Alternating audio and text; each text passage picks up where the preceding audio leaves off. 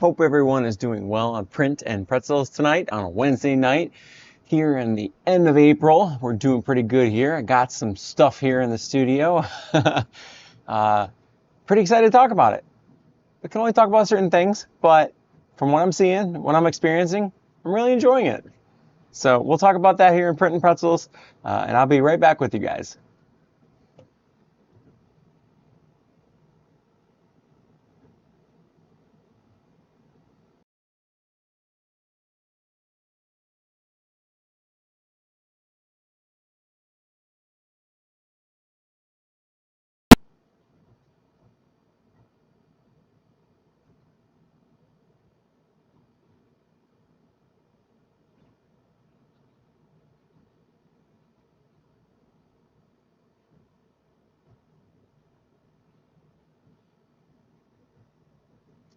All right, hopefully you guys can hear me.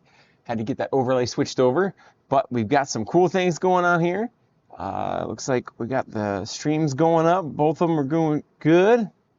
So welcome back to another episode of Print and Pretzels. If you're joining us from Facebook or if you're joining us from YouTube, thanks for tuning in. We've got some cool stuff to talk about. As we're getting here at the end of April, got things coming out like the Pop Cap has been out for a little while. Had to get some ordering done to get this one in the studio, and I just wanted to really get the vibes on the community. This is the Snapmaker beta testing. I can only share so much on this, but I'm really impressed with this. The quality is really good so far. It's nice and quiet. I'm very happy with it, and it just looks sleek, and I'm enjoying the material, but I'll get more into that a little bit later. We've also got a little bit of different setup with our U1s here. I did some print mods on the filament feeders here so I can print with our dry box. And we're still doing that filament testing, abrasive testing. Now I'm using both U1s to do it, and I'm pretty excited about it. I'm going to show you guys some things that I've been printing over the course of this week, so tune in on that. Hope everyone's doing well. We've got some exciting news. We still have the FlashForge Creator 5 that is going to be coming in at some point. I don't know when it'll get here, but it'll get here. And then we'll set it side by side with the U1 and see what the differences are and break that down. And we did order one ourselves too, just because we want to see what that workflow looks like, what these tool changes are really doing. But today I really want to focus on the Snapmaker U1 and with this, not only the beta test, but what the workflow is that we're doing tonight. So I hope everyone's doing good. Sidecar U1, top cover elevates the U1 to another level. Glad you're talking about it. Yes, I am. I'm talking about what I can talk about, and what I can't talk about is just some of the things that I'm giving feedback to Snapmaker. And if you all have feedback, feel free, from what you can see, drop it in the comments, and it's helpful. And be kind, but be helpful. But I am really liking it. I did the firmware uploading to it, and I'm enjoying the fans, or the fan. It's really enjoyable to do. And I think, in my own personal opinion, that it is right now on the Snapmaker website, if you guys have seen, it's at a pretty decent price in comparison to its only other option out there that you can go and buy, which is the Pop Cap. Right now, the Pop Cap's like $110, but you just get the Pop Cap. You get the door. R2K No Heroes. It makes the Snapmaker look more sophisticated. I'm enjoying it. I'm very much enjoying it. And shout out to Snapmaker for including us here in the beta testing. And thank you all for the community to watching these videos, because that is what makes things like this possible. But I wanted to showcase what I can. Like I said in the little preview video that I released on the channel earlier today, I can't really talk about the negative feedback, because I want to give that to Snapmaker and keep that in a direct channel. But the things that I want to talk about are all the good things, because there's not really like anything negative that I'm experiencing. Riley, there's only so much room up here tonight, buddy. So I'm very, very impressed with it. The assembly, you can check that video out. It went together like a breeze. I'm so very happy about it. And right now, if you didn't get it through Kickstarter, I did. I have one coming through Kickstarter. I'm super excited for that. But right now, I checked earlier today on the website. It's $149. And to me, it just makes sense. I mean, you get filtration with it. It looks great. It's built great. It snaps on there really easy. I mean, it just, you know, I'm very, very happy about it. It's as the Kickstarter backer, I'm glad when they had to delay the unit earlier this year that I didn't, you know, cancel my pre-order, because I believe that they're going to give us the best possible product. And I'm not just saying that because they sent this the top cap. I actually believe that. I still have my Kickstarter back top hat coming. And I'm very, very happy. And you can see there is a quality difference between the two. Snapmaker's really going well with theirs. There's a seal that comes around here. There's door seals that even made our door quieter to shut. I mean, it's just for the price that is on their website right now, you really can't beat it. If you need an option right now that you know, this does make it quieter. The pop cap does make it quieter, but I feel like you get a more finished, thought out product if you are able to wait a little bit longer. Yeah, Lewis 55G, yay, the bamboos are still running. The bamboos are still running. Yes, they are. How do we take anything serious when you can't tell us the negatives? I can't believe you turned into a puppet for them. I wouldn't say that. I think it's appropriate to give the negative feedback to them only at this point in time, because it gives them a chance to review this. It gives them a chance to change this. This is a beta unit, and it allows them to further improve the unit as it's going through testing. So I wouldn't say that it's a puppet thing. That's not a very nice way to put that. Oh, yo, good afternoon, guys. Time to chat. Yes, it is. Welcome to Print and Pretzels. Another modification that I've done this week for, no, Riley, don't come over here. Another modification I did this week was Sunlu. I'm using the S4 dryer that we unboxed last week. I printed these off of Maker World. They're little modifications, and you can, if you want to see that actual file, it's in the description. I wanted to be able to print from our dryer, and to help with the glow-in-the-dark filament, it gets really brittle if it gets wet or if it absorbs moisture. It's just it'll snap off if it absorbs too much moisture. So I printed these off in PETG, and like I said, you can find that in the file. And it allows you to swivel it all the way out 180 degrees and swivel it back in. It prints in 4 pieces, and it really just allows you to, you know, flex it if you need to. There's some other dryers out there that I'm looking at trying out. I think once the BIQU gets, or I get a stand underneath this and having it at the appropriate level for a dryer, I think it'll help as well. ST, so what is this thing? Just a dark pop cap? No, there's filtration in it too. So you get filtration, and there's the exhaust port in the back too. There's an exhaust port back here. I can't really show. Fo, I'm deeply interested in the U. I am looking for a multi-head, but I do mostly engineering filaments. Have you tried the Panda Breath for it? I need an active chamber. I have the Panda Breath, and I need to get it installed on this machine. So stay tuned, as that's the next mod that I want to be able to do for this after what this is, just to give that active heated chamber testing.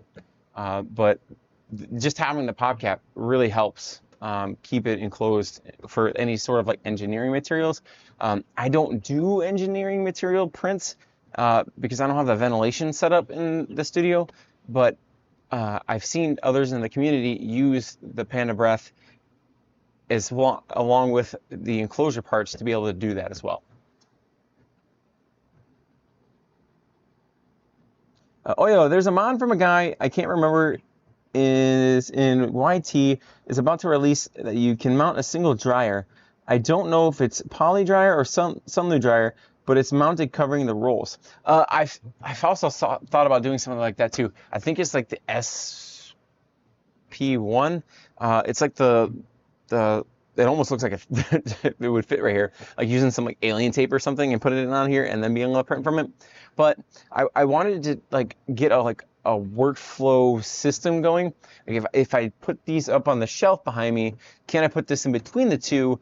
And instead of having to load 4 filament dryers, can I just load one with 4 rolls and I get to just do it that way?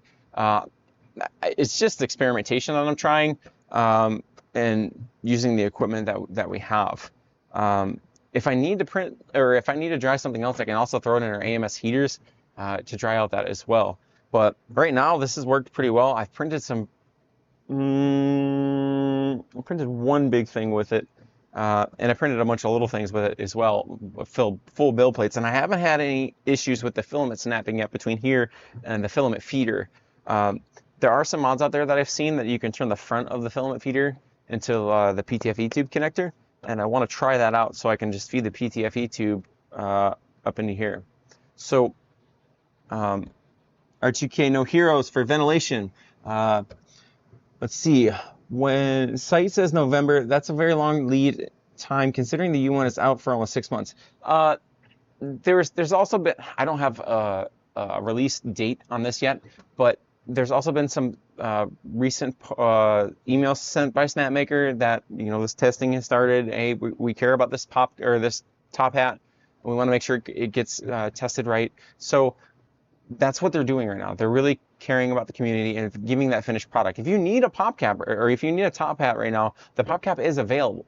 I'm not saying get one or the other. I was just saying if you want the finished product from Snapmaker, this is their testing. They're actively improving and getting feedback from the community, and that's what's nice about them. They open source and they care about their community. I mean, look at the sidecar project. Look at, I mean, they even made someone made a coffee maker out of the Snapmaker U1. I mean, so the open source is just very, very beautiful to see. Wish the Snapmaker top was more clear than smoked. You know, that's the feedback that we can get from the community. There's different things that'll be enjoyable to have versus that. I kind of like the smoked thing because it kind of, you know, reduces glare. This has got a lot of glare to it, but you can see into it better. So I mean, there's trade-offs there. So I can feel you there. Michael, if they don't make changes that you find while beta testing, will you share that on the channel? Yeah, well, once the actual official NDA is up, and then of course I would share that on the channel. Like, this is what I provided as feedback, because I feel like that's fair to the community. But they're actively testing it, and they do care. Let's see, Hawks. There is a firmware update that lets you bind your Panda Breath to clipper printers. It works great. It auto turns on for me when I print on my U1. That's pretty cool. If I go the U1 route, I plan to print chamber gaskets for the Z rods to isolate the electronics and put in a Panda Breath. But I'm worried about the heat creep with those extra tool heads in the chamber. See, I can't give any information on that. If there's somebody in the chat that has experience with that, please feel free to drop that in there. But as far as I can tell, like, there's between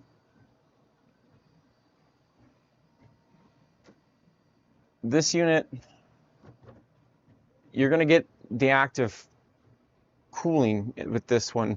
You have the filtration system, which also through the updates, and they're going to work through that. They're going to be able to address that heat creep. If you need to keep the chamber at a certain temperature, I believe they're going to be able to do that for you. I can see it in some of the firmware things that are working through. I'm enjoying working through that with them. As far as the pop cap goes, I don't really see a way to regulate the temperature other than like the Panda Breath just not producing heat for a little while to let the chamber cool down. I think with this active filtration, that might be able to help if it's getting too hot in there. But I don't know that for sure.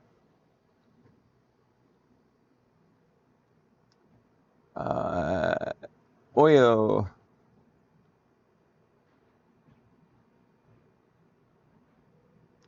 ST, the dark versus clear option would be great. Some people like each. That's great. And I'll see if I can, or I will get that feedback over to them that, hey, if there's an option to have the different translucencies.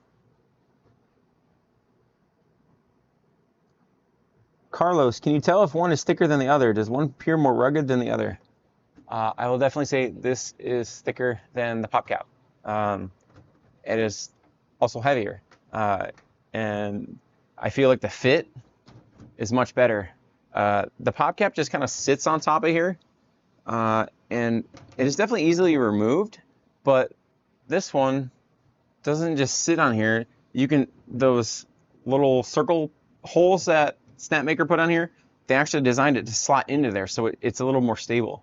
I've actually come in and down here, and Riley's been sitting up here in this little indentation area, but this fits much better. And there's actually this, I didn't see a seal in the box with the Pop Cap, but there's this lip here that overhangs versus there is a seal along the bottom of this one that just like, I even get some like suction as it comes off of here, which is nice. I just feel like there's a very good seal around this unit. Luis, I wish you didn't go back to the old Wednesday print and prep.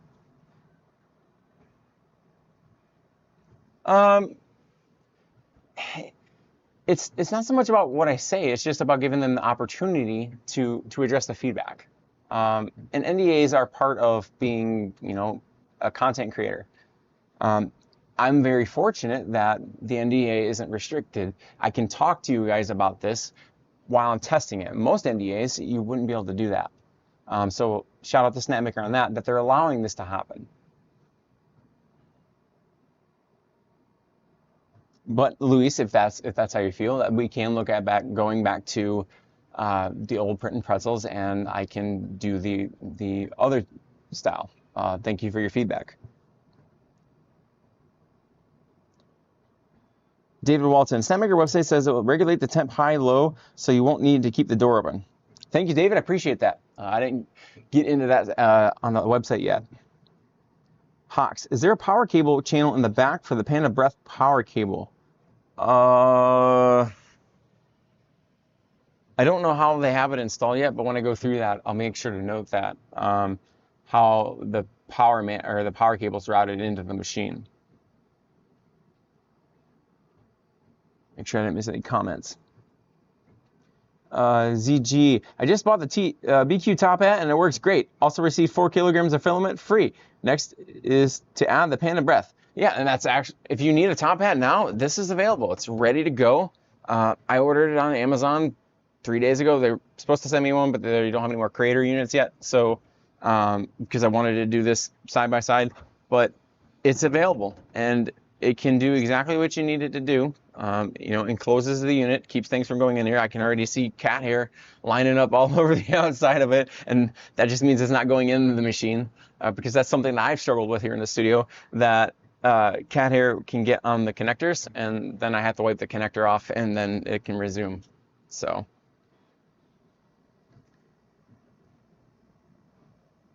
Hawks, on the top hat for the Snapmaker, the Pop Cap has a channel. You can see it on yours now. Is there something similar on the Snapmaker? I'm not sure I understand the question. Let me read it again. On the top hat for the Snapmaker, the Pop Cap is a channel. You can see it on yours now. Yes, on the back, there is a channel for that. Is there something similar on the Snapmaker? There's no channel. So on the back of the Snapmaker, where this plugs in at, there's a 6-pin port. That's where it plugs directly into the top of the machine. It does cut out there, but it doesn't, it's not open back there. I wish I had a camera back here now that I'm thinking about it, but it connects really well. I enjoy it.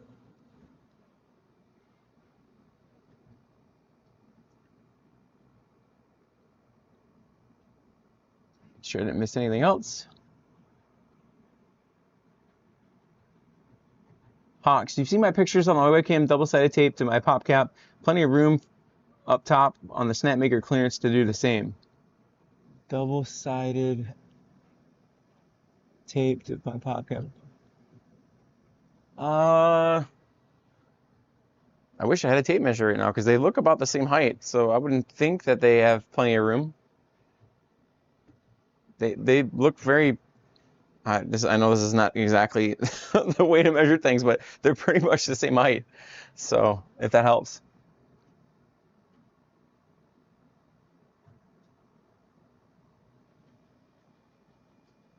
So some of the things I want to talk to you guys about tonight. I know the pop cap's exciting. I know the Snapmaker U1's top hat is exciting, but I'm also doing that ongoing abrasive filament testing for glow PLA.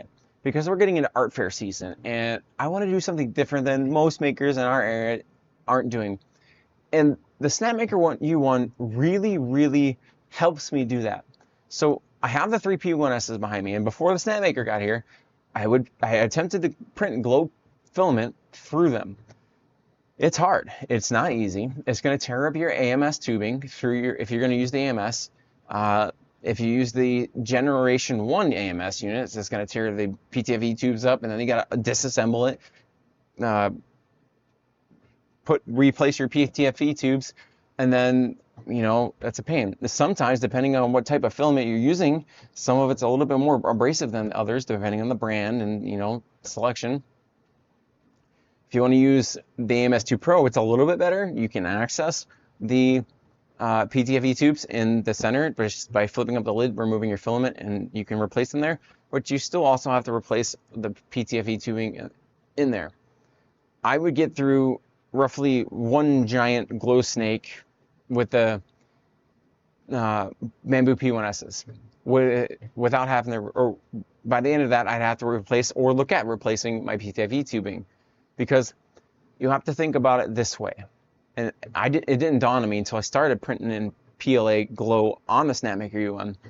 When you do your color changes with your glow PLA, not only is the filament going through the machine, but it's coming back. So that's twice the amount of times that abrasiveness in the filament is going through there and coming back.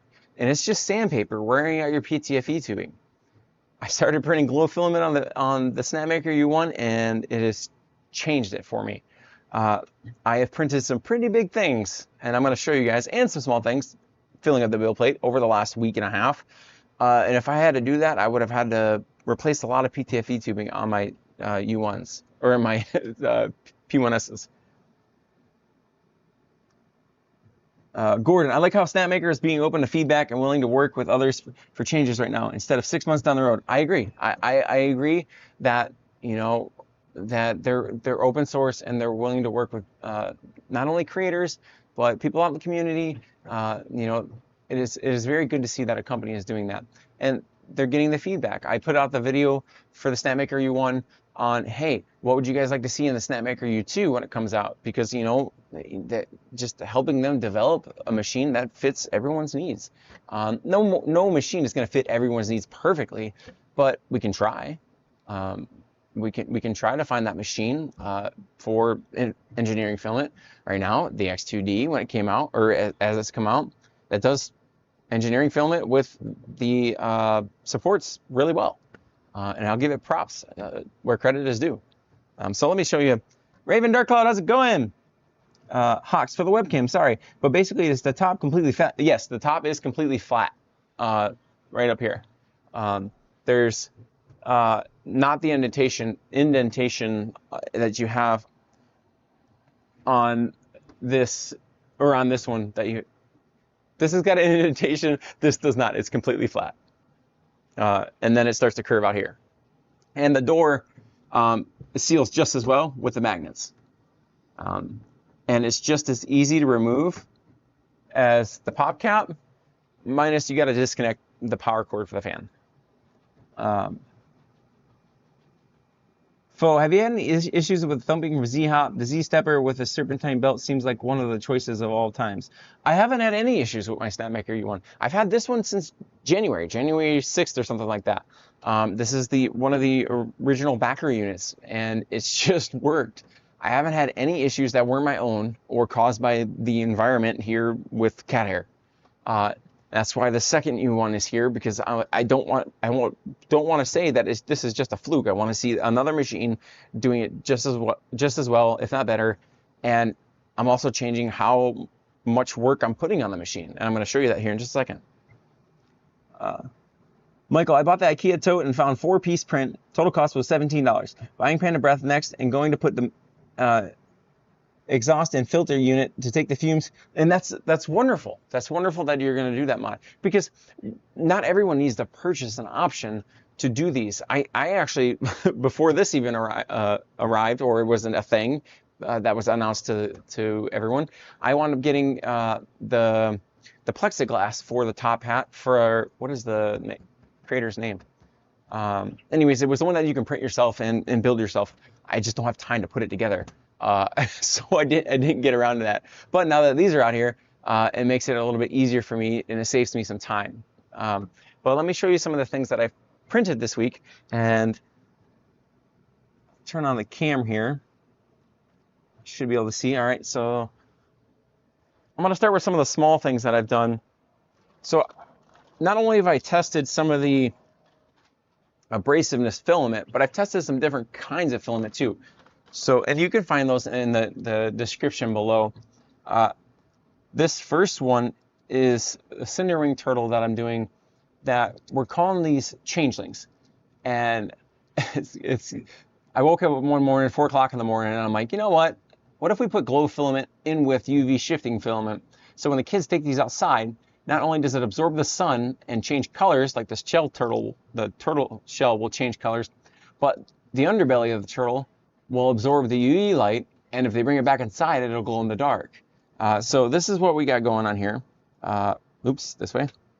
So this yellowish filament will actually turn dark green outside when it goes into the sun. I tried using it, I've done it, but I've tried using a UV light. That UV light's not quite like the sun's UV light, so it doesn't change it, but it does charge the glow filament, which is the underside. This is Strong Hero 3D's glow filament, and then this is, I want to say it's CC3D's UV shifting filament. It goes from this light green to a darker green, and it's pretty cool to watch. So that's one of the things that I've done. And here's another changeling. Again, this is a model by Cinderwing 3D. These are her hatchlings, but since we're doing the UV changing and the environment changing type stuff, I've kind of like relabeled them as changelings. So the clear area of the zebra, I'll get to some more in comments here in just a second, guys. Sorry. So this is the clear area is also the CC3D, but this changes from white to orange. So the zebra will turn orange when you put it out in the sun. And I would be doing some shorts videos on stuff like that. And then this one is similar to the turtle, but it's the UV shifting filament for the white again. And then the crystals are the glow filament. So if you put it on the sun, it charges, and when you bring it inside and kids go to bed at night, it'll charge. Just kind of something silly that I put together. And the same thing with this little kitsune here, this fox critter. It's pretty cute. Again, this white filament will actually turn orange like a fox, so it goes from like an Arctic fox to a regular orange fox. And then the blue is glow-in-the-dark filament.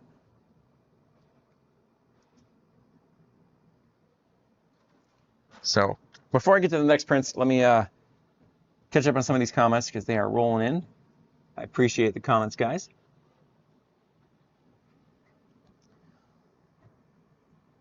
Luis, how much is that dryer box you have there, and how many rolls does it max temp? If you want to check that out, this should be in the description below, but it holds 4 rolls, And I want to say the max temp is 100 degrees Celsius. I haven't used the max because I only use it for PLA and PETG, but I know it goes up there a ways. But it's 4 rolls that you can put in, 2 on this side and 2 on this side, and it just prints really well. It seals really well. The rubber gasket works well. And if you want to print to the top, there's 4 up top here that you can also slide to. So it gives you multiple angles to go out through. One of the other ones that I was looking at doing was the SP2 from Sunlu. I just like their products because they work. And I know I've seen some out there that are like the Creality and the it was one of the other brands, their actual AMS unit. Somebody hooked it up to the Snapmaker U1, and I really like that idea. I just don't have time to implement it, so I needed something simple, but also if I needed to print a mod, something simple like just doing this was kind of my option, just for time saving and being able to print without having stringing and wisps on the filament or the snappage with the glow filament, because it gets really brittle when it gets wet. I hope that answers your question, Luis. Or Lewis. Sorry. Let's see. Raven Dark Cloud. I got that same dryer. It's working great. I'm very, very happy with it. I unboxed it, I think it was last week. Got this hooked up, and it's performing really well. I can't wait to get some PTFE tubing connecting straight to the filament connector, or filament. I don't remember what the word is right now. Filament motors, so that there's no exposure at all to the air. And another nice thing about this unit is that it's got a second setting on there. Is when it gets to a certain humidity, it'll turn back on, which is kind of nice. David 3988, how's it going? Hobby, just for peace sake, how loud is the Snapmaker U1? All right, so that is one of the big things for people. I've seen comments on some of the forums like, hey, I can't put this in my bedroom. I would never put a printer in my bedroom, just because even my BIQU P1Ss, I'm a light sleeper, so it just wouldn't work for me. However, with that being said, when the printer head travels, it does make a high-pitched noise. I will say that. The top hats have made it much better. I don't hear it upstairs, although everything in the basement just kind of reflects off the concrete and goes through the floorboards. But I don't hear it upstairs at all since I put either one of these on. And I can hear the travel speed if I'm next to the machine more through the pop cap. But I want to say that's just because of the different materials that these are made of, or the thickness of the material. I will say this one is thinner than this top hat.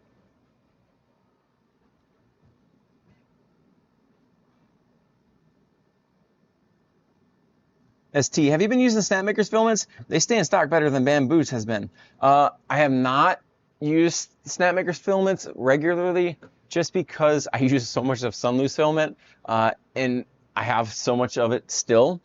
I just enjoy, I load it in the profile, and it's away I go. But I do have several rolls of the Snapmaker filament. Lately I've been doing a lot of glow filament, and there's not a big selection of that yet, but they do stay in stock better. And if you checked our video probably 2 months ago, I did a video on how we're going to be feeling that as a pain point here in the next, I don't know, probably 3-4 months up to a year, because all the previous generation machines of the single nozzle multicolor printing that wastes the filament when it does a color change are getting really, really affordable. So people are having an easier time buying those and multicolor printing and enjoying that. And there's nothing against it. I'm not against that. Just it's going to consume more filament. The world is going to consume more filament faster when more people are printing. So be prepared for these filaments to run out of stock more frequently, causing these companies to have to print more. And I did a whole video on it. It was actually really fun to do that video. I used some of the Sunlu's factory footage in it too.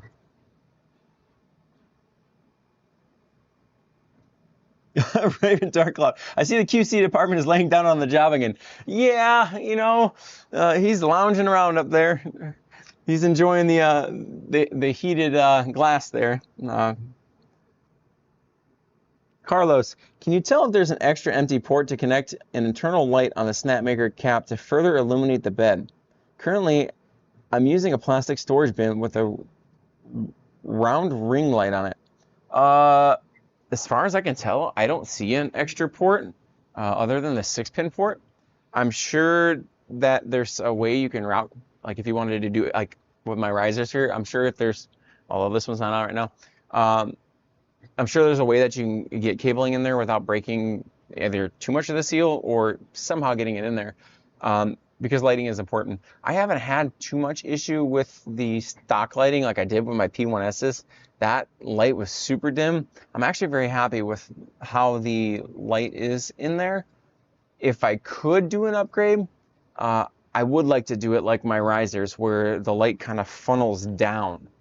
Just to help with the camera quality for time-lapse videos and monitoring the prints. If I want to walk by it, it's easier to see in there because there's more light. So, but as far as I can tell, I don't really see any extra power ports, but there may be. I haven't really looked too much into that. David 3988, I tuned in when you were talking about UV filaments. You can use a black light to show them off. Yes, but no. So I do have a black light. Let me show you.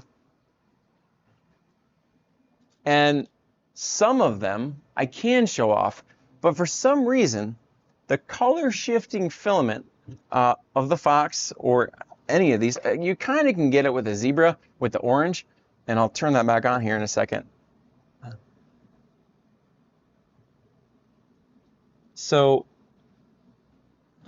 this is a little mobile UV light that I have. It actually holds a charge for like 2 hours and it's magnetic, but got that going on here. So it's kind of hard to, you can see, oops, wait, hold it. There we go. You can see it change a little bit there. The camera actually is picking it up better than my eyes are, but it'll change in the sun in like 10 seconds. It's really cool. I don't know if it's like the specific UV that comes from the sun is different than the lights, but it's you can see it kind of turn orange, but it gets so much more orange in the sun. And then you got something similar with the green turtle. Doesn't do it as much.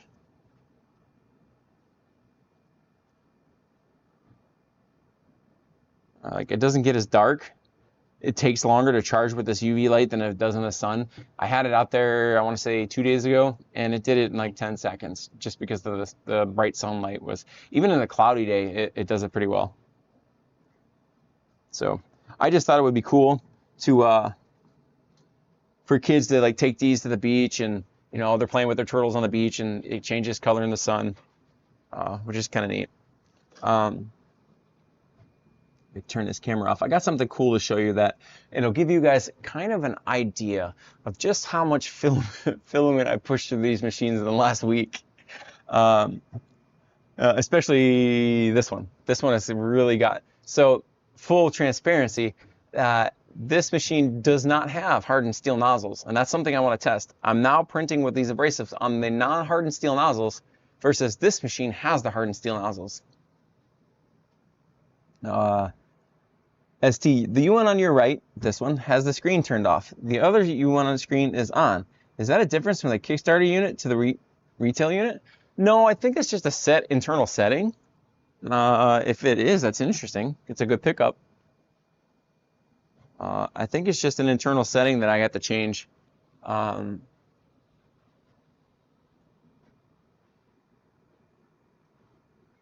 David, UV light has 2 distinct spectrums, so that could be it. I figured as much. I think there's UVA and UVB, and this is, I don't know which one this is. I don't know if it says on here or not.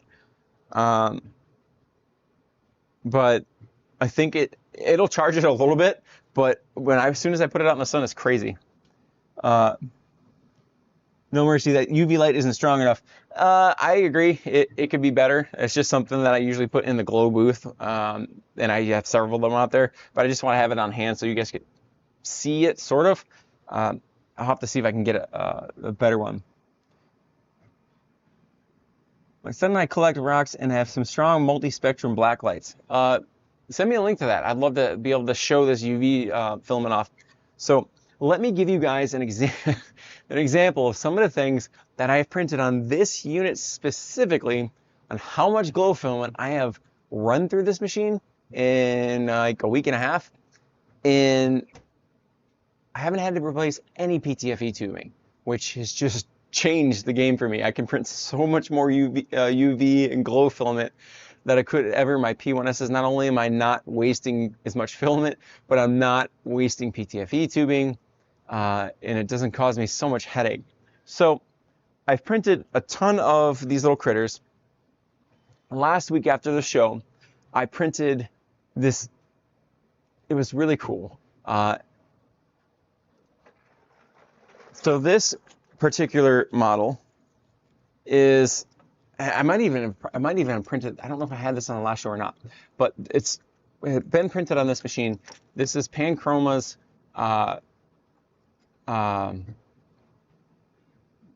rainbow glow in the dark, with also yellow on the crystals, purple on the crystals, and blue on the crystals.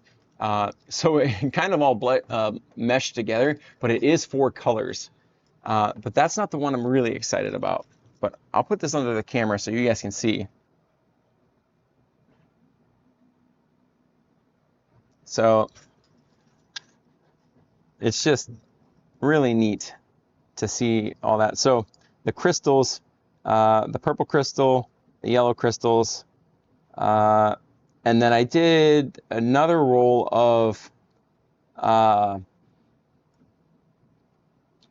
what was it? I want to say it was Strong Hero 3D's blue-green gradient for these crystals. So it just turned out really neat. But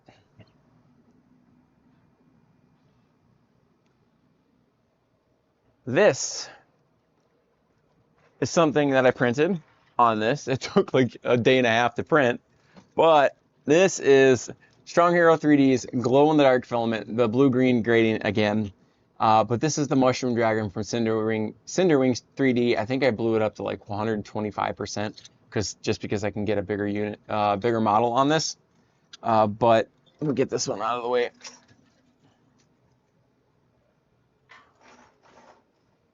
And this thing is crazy. So, and over time I'll get a better camera for these prints going, but it's really cool. And then when I turn this on, see if it does anything for this. So the mushrooms here, the spots on the mushrooms, so it's also that Panchroma rainbow glow in the dark. So I actually took this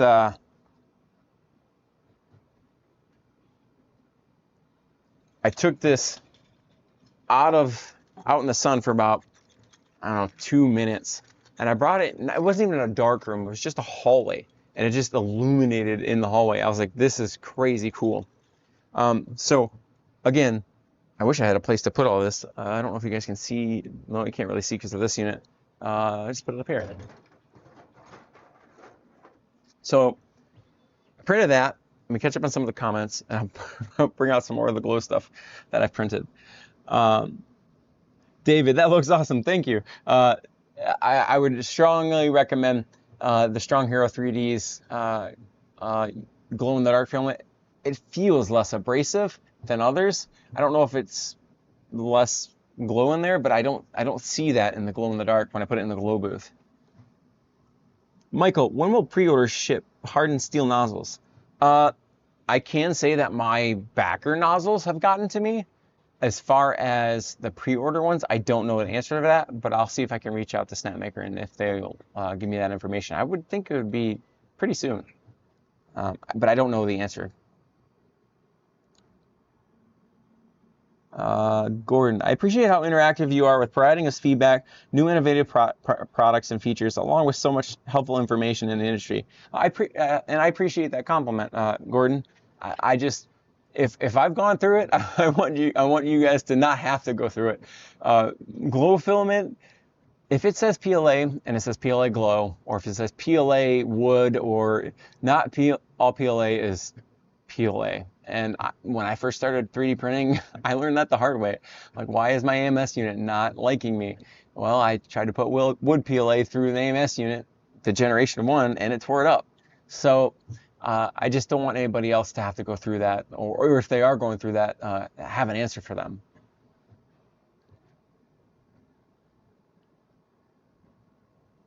David, UVC is the more reactive spectrum. The lights are far more expensive.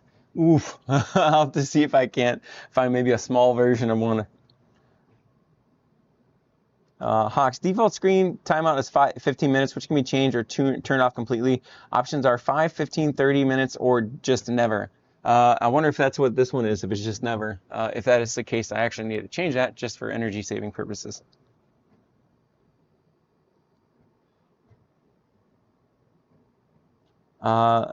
Michael, they did already for the Hardened Steel 0.4, just the 0.2 we're still waiting on. So it says June 5th to 15th. Hawks, I appreciate that. So the 0.4, that's what I'm printing on right now with both of these machines. It's 0.4 nozzles. And both of the machines are handling it just fine. Now I will say, the non-hardened steel version, you're gonna bore out your nozzle. That abrasiveness is gonna wear it out and make that opening bigger over time. That's part of what I'm testing. Like, hey, how long does it take for me to do that with this Snapmaker U1 that's got the standard nozzles versus this one's got 3 hardened steel nozzles, and I'm keeping one on there just for testing to see, hey, when does that one crap out, I guess, at some point. David, PLA is like a fish at a fish market. Most isn't labeled correctly. Yes, yeah, but that's a good, I don't want to say pun, good analogy. Let me show you something else that I'm trying, or that I've done over the last week, that takes this to a whole new level with what I was showing you guys earlier with these little critters, with the transition and the environment interactions. Nah, I'm gonna show you something else first. So I did PETG for this. This isn't going to be an environmental reaction, but I did this for Memorial Day weekend coming up, or 4th of July, red, white, and blue, Cinderwings, Wyvern, Crystal Wyvern, and Sunlu, white PETG. And if you're going to get Sunlu filament, we do have an affiliate code that'll get you 3% off. It's called, it's Be Glorious. You just type in Be Glorious if you're going to get Sunlu filament. It saves you money, and it does help out the channel at no cost to you. But the crystals are Strong Hero 3D's red gradient, and it's really, really neat. And the same thing with the blue crystals. It's Strong Hero 3D's blue gradient filament. And let's see if I can't put it underneath here. So they just turn out so nice, and I'm just very happy with it. So this one was printed on the U1 to my right, and it took about a day, but I print at a 0.16 layer height versus a 0.2. You can print at a 0.2. I just like the detail that I get with the 0.16 layer height. And then it's a Cinderwing 3D tonight, guys. Sorry. This one is her Solar Dragon, and I couldn't believe the colors that came out on this. So I can't remember the name of this filament. It's a PETG. I wasn't planning on using this or showing this off tonight, but otherwise I would have had it in the comments where you can find it on Amazon. It's a yellow green gradient, but the red is the Strong Hero 3D red black gradient, and this thing just looks awesome. I mean, look at the crystals. It looks like legitimate, crystals you can find out as you're rock hounding. And then I love the tail, how it's got articulations on it, and it just looks amazing. This took about 36 hours to print. But I just wanted to showcase something that I'm not just printing in PLA, I print in PETG too. And this machine, once I figured out that, hey, my lifting was occurring because of the fan that's on the side, and it wasn't, actually I shouldn't say it was me, it was somebody on the channel that helped me out, that's what Printing Pretzels is all about. the community helping each other.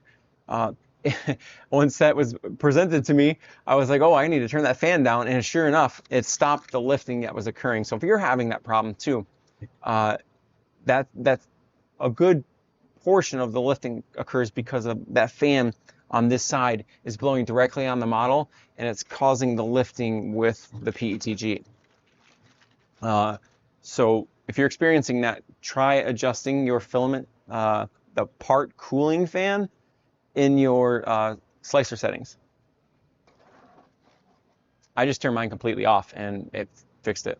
I haven't had any issues yet, but dial it in. I actually wanted doing some testing, and I think I turned it in. I think it was set to like 50% for the filament profile. I turned it down to 25. It was still happening, and I turned it completely off, and then it fixed it.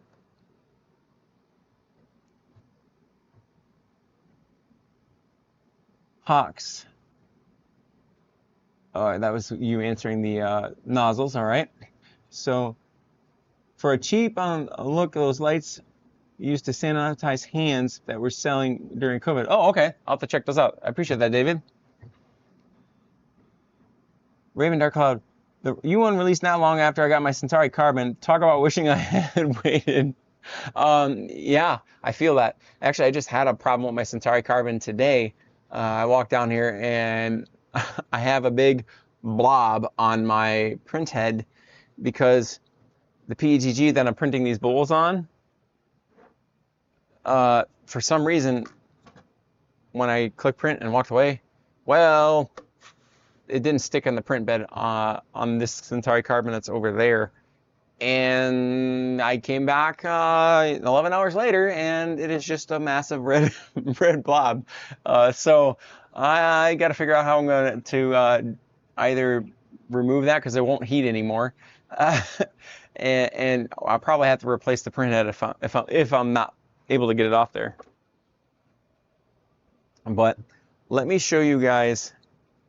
Carlos, are you printing the same model size, material temperature, etc. on both printers? If so, are both chamber temps the same? Is one hotter than the other? I would be displayed on both U-front screens. So they're not the same model. They're the same size, and I'm using the same materials. One filament that's in there is the UV transition filament, and the rest of it's either glow filament or the eyes on the models are Sunlu Black PLA. So I'm using the same materials as part of this testing because I want to keep it as similar as possible. But as far as the chamber temperature goes, I guess I'm not sure.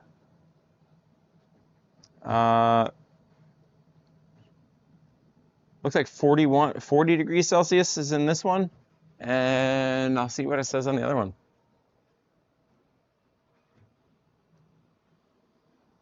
39, 40 degrees. So there's about a 1 degree difference between the two, if I'm reading that correctly.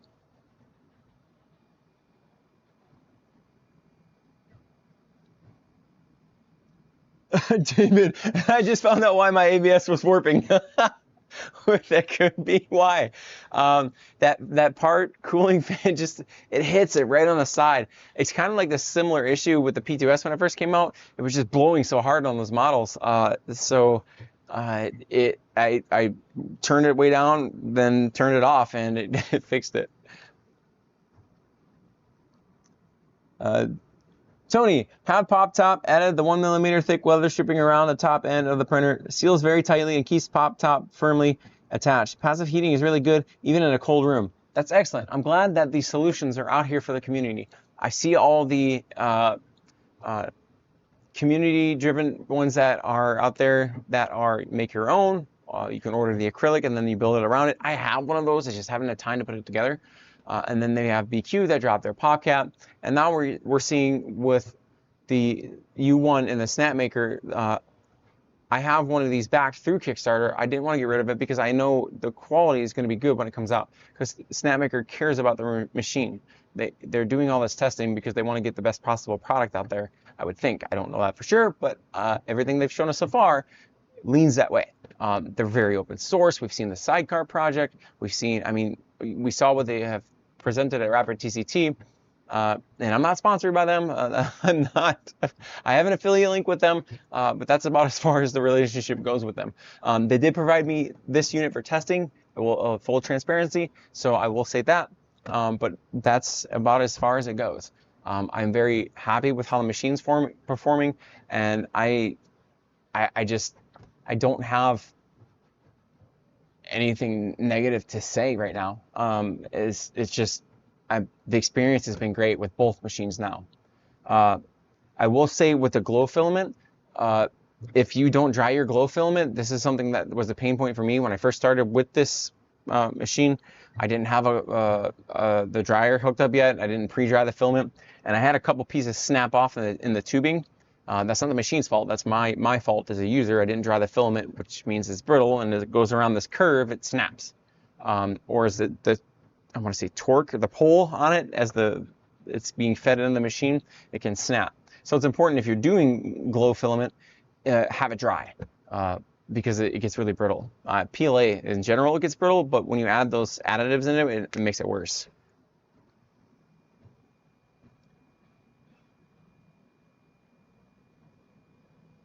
Hawks, I don't know if I ever asked you this, and if you've not talked about it, you CFW on your U1s. The full spectrum printing, is that what you're saying, Hawks? For the life of me, I can't think of what CFW stands for. David, that would explain why they're always warped on the same side. Yeah, I was having the same problem. And shout out, I can't remember who it was right now, but shout out to whoever it was on the channel that did it. Thank you for helping me get through that and pointing that out. So now we're helping other people solve the same, even with different materials. It's just exciting to see that the community is just helping each other. And that's what Printing Pretzels is all about. I want to be as transparent as I can be on here, show you the things that are being developed as much as I can, because NDAs are a thing, and I'm just trying to go through that with you guys. Custom firmware. No, I've not done any custom firmware. It's hard for me to do that just because I'm still working full time. Still full-time dad. That's not going to change. I'm enjoying full-time dad life. It is awesome. Little Gizmo Gambit, he is growing like a weed. He'll be 1 next month, so we'll be doing Pokey 1 for his birthday. So shout out to him. He's going to be turning 1 year old, and I can't wait to spend that with him. And Abby, we're doing some great things here. So the custom firmware, that's kind of hard for me to do right now, just because I'm trying to make sure I balance that time. Lumen, where should I find cool models to print on the U1? I just got one and want some insane multicolored prints. Thangs is a good website. If you use the link below for like Cinderwing's stuff, that is an affiliate link. I do get a kickback on that if you sign up for her memberships or purchase a model. I don't know what the percentage is. I don't think it's really big, but just transparency purposes. You can go to Thangs and search if you don't want to do that, which is completely fine. But Things is a good place to get models. That's like a neutral, that's not any Maker World or like company associated website as far as I'm aware of. You get a lot of cool fidget toys and stuff there too. 3DP Mom has got this really cool like beer can that's a fidget that you can pour it out, and it's like one of those twisty fidgets. So shout out to her on that. David, I haven't found many free multicolored prints. However, you can paint the models in your slicer. Yeah, there's a couple out there on things for multicolored prints. Or if it looks like it's multicolor, it usually is an assembly thing. But I know for a fact 3DP Mom, she has some like pie fidgets that looks like an actual pie that's a multicolor, and it's one of those articulated ones where it looks like a kind of like a slinky. It's really cool.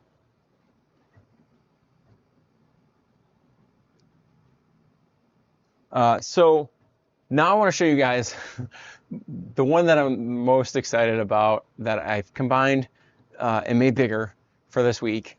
The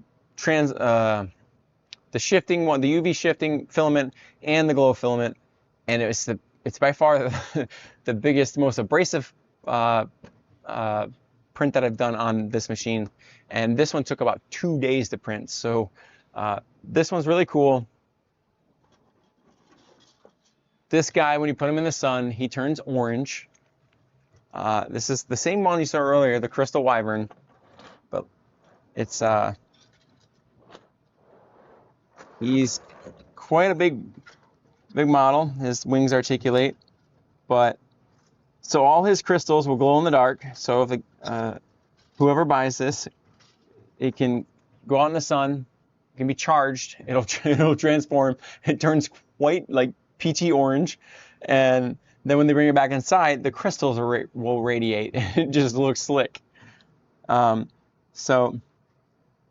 David, temperature change filament makes great bath toys. That's my next one. I want to see if I can get some of the temperature change filament because Gizmo, he's turning 1. Bath times are going to be pretty frequent, and just to have those fun toys with him. I printed a giant articulated rubber duck for him. He absolutely loves that during bath time. So I'm definitely looking at those color transition for temperature changes. Shout out to you for that idea. But these crystals are they're so slick when they glow in the dark.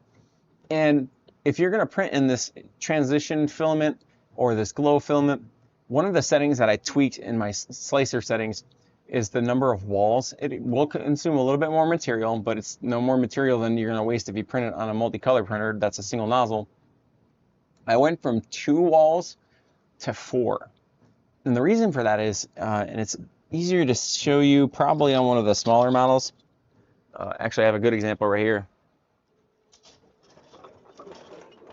So the reason why I did that is because if you look at the zebra here, you can see where there's a lot of the black filament here in the neck. I gotta get a better camera for this, but the black filament here in the neck, it really drowns out that translucent filament, and it just looks funny, just because of the way it prints.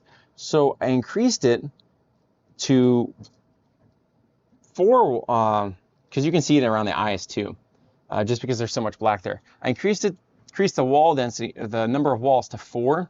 And you don't get that bleeding as much when it comes around the eyes and around the nose, and it absorbs the light better too. And then it also pushes out that color transition much better too. So that's something I learned over the last week and a half, 2 weeks, printing all these.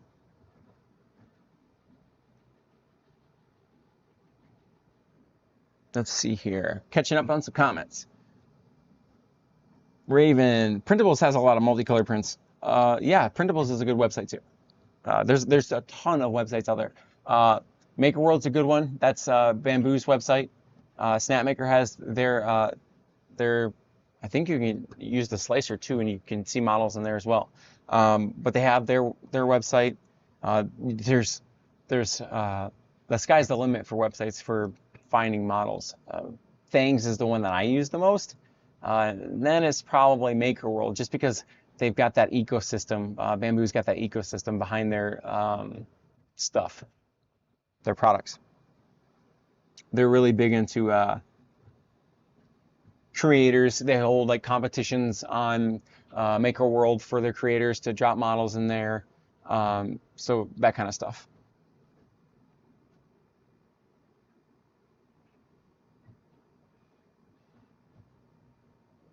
Michael, anyone use Swivel 2 spool dryers? My space needs to use 2 versus 4 slot models.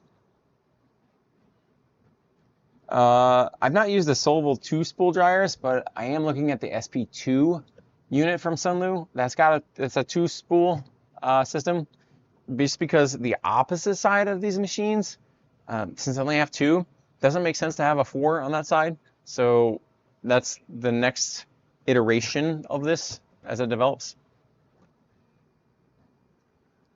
Gordon, what filament type are these glowing articulated figures?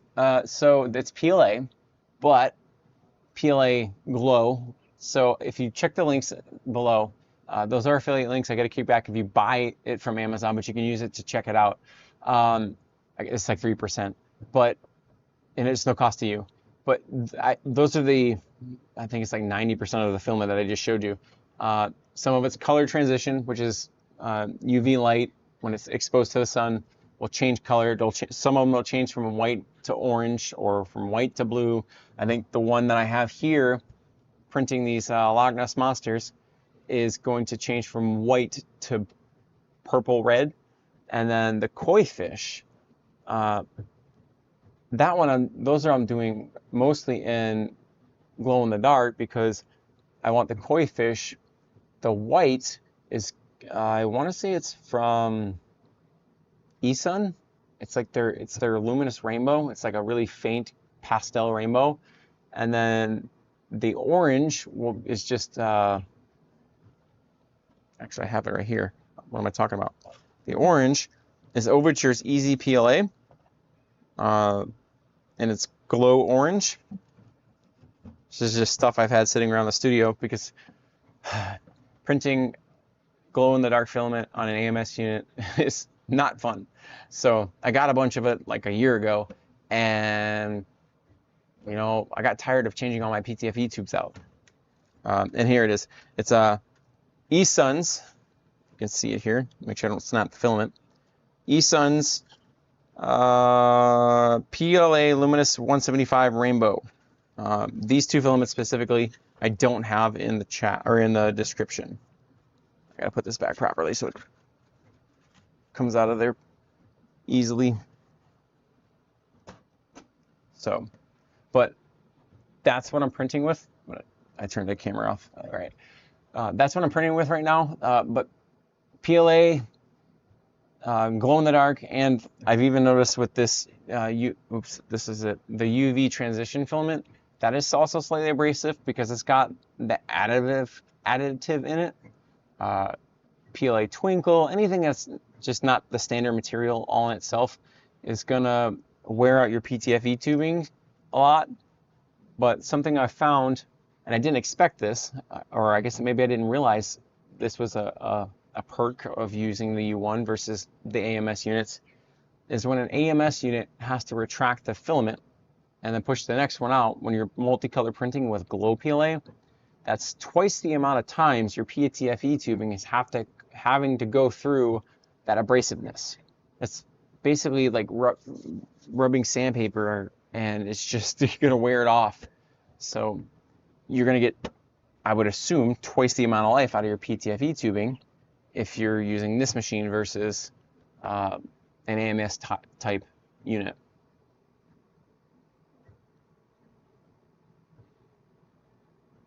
Raven, Abrasive do not do nice things to PTFE tubing. No, they really don't.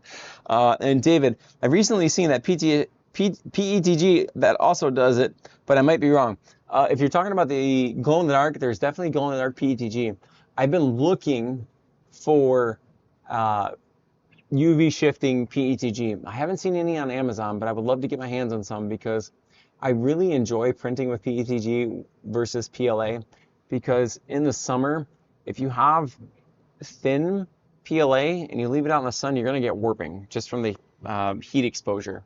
PETG doesn't do that as much. Actually, I don't think I've had to do it at all. Gordon, thanks. I came in late to the session and I missed the introduction details. We just got straight into the top caps, or the pop cap and the top hat. And we are basically going over what we've been doing since last week, printing with glow filament, and then how we're incorporating a dryer unit into our workflow. So it's helpful to have a dryer unit with these machines because filament that's exposed to air is going to absorb water. And if you are like me, and over the last few weeks I've shown the filament racks and lack of filament organization, some of our filament is sat out for a while. So that's another thing I'm looking at solving for the studio, is like, hey, what does filament storage look like?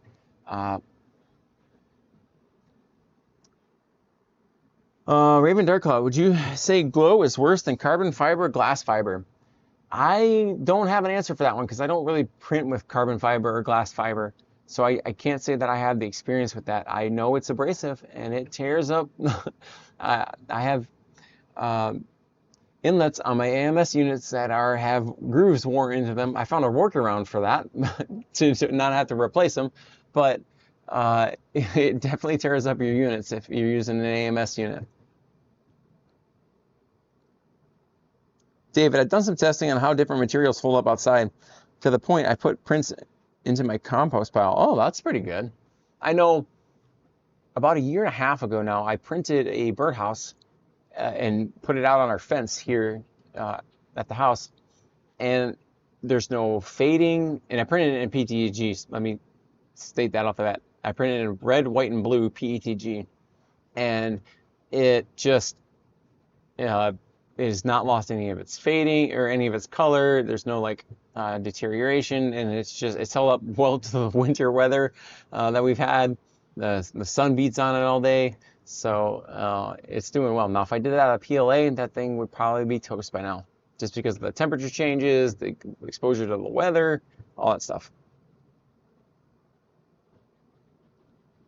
So, but and if you're just joining us, one of the mods that I've done in order to use this machine, and you can find this link to this mod in the description below, it's on Maker World, is this little unit here that allows you to rotate your filament feeder. That's the word I was looking for earlier. You can do it almost 180 degrees. Well, actually, it's about 90. But it's not just that direction. You can actually change it up and down, too. There's a little screw, printable screw that you can do and adjust it. You can go up and you can go down. It's a really neat little one that I found over in Maker World. I'm super excited about that. It'll allow me to, whenever, I'm assuming there's probably mods out there that I could print, but I just don't have that time to do it. Whenever there's a stand that comes for these units, I can lift them up, or if I can maybe build or something, I can get these at the same level as this, and then I won't have the flex. I'm not too worried about it, because now that the filament's dry, it's holding up pretty well. I haven't had any snappage since I've dried the filament. Go figure. It's like you're supposed to dry your filament or something. But I am looking forward to getting that PTFE tubing just completed across here.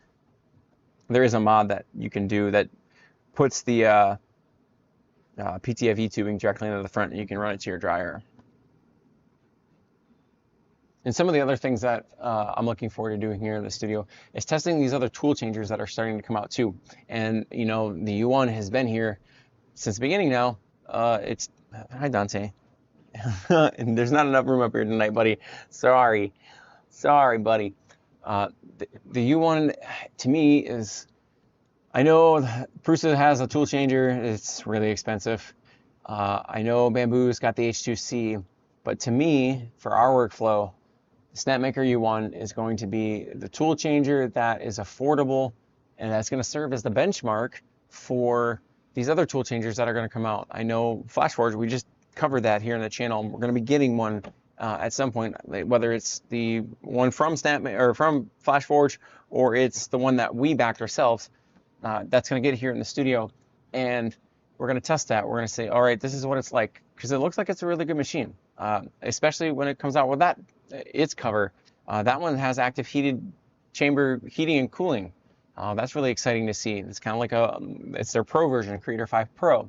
And I want to keep doing these types of things for the channel, because when I first got into 3D printing, I'm like, what the heck do I buy? Like, what's out there? What should I not buy? What works? And it just was like buyer's paralysis is what I would say. Night Drifter, hey, how's it going? So we're a little bit past the halfway mark for printing pretzels. And usually at the halfway mark, I open it up to the community, and I want to do that again tonight. If you guys have any issues with your printer, or you're struggling with something, learning something, drop it in the comments, drop it in the chat family. If you're watching the replay, drop it in the comments. This show is about, first half, presenting you all with things that I found over the week or developments happening here in the studio. And then the second half is about you all. Like, this is your time to be the community and help each other grow. I'm really excited about that because, like I said earlier, you guys helped me at one point figure out the PETG lifting issue with the fan. So you gotta get down, buddy. So it is now that time of the community Q&A on what's going on with your printers. Hey, any questions you might have. Now, I will say I can't give any negative feedback without giving it to Snapmaker first. And that's the only part of an NDA that I'm under. And I feel like that's fair to want to be able to address negative feedback before it gets out in the wild, so that the final unit that comes out has had an opportunity to be revised. To me, that makes sense. And that's what the NDA is. I can say what I like about it. I absolutely love the material that this is made out of. I feel like it's superior to this one. It's thicker, at least. The sound quality is, or sound reduction quality is better. I like the fan unit. I didn't think about, just how quiet it would make the machine because I got this one first, actually. I had to order this on Amazon. And I put it on top of there, and usually when I'm standing next to the machine, I can hear the audible click, no problem. It has gotten much better. In the video, I actually like the audible click. It's just, I don't know, for me, it's oddly satisfying hearing it go click, click. It's just like, oh yeah, there it goes again. It's still doing its thing, but it makes it less audible by far. That's something I really like. The door, even though I struggle with the tape when I put it on, the door closes much cleaner now. This one you can still see it, you still kind of get that clunkiness. This one, if I can find the lever somewhere, I don't get as much clunkiness from it because it's got that little bit of foam padding on it. It's just smoother to close. What else? To me, the front door panels are kind of the same. You got two handles versus one handle. This has got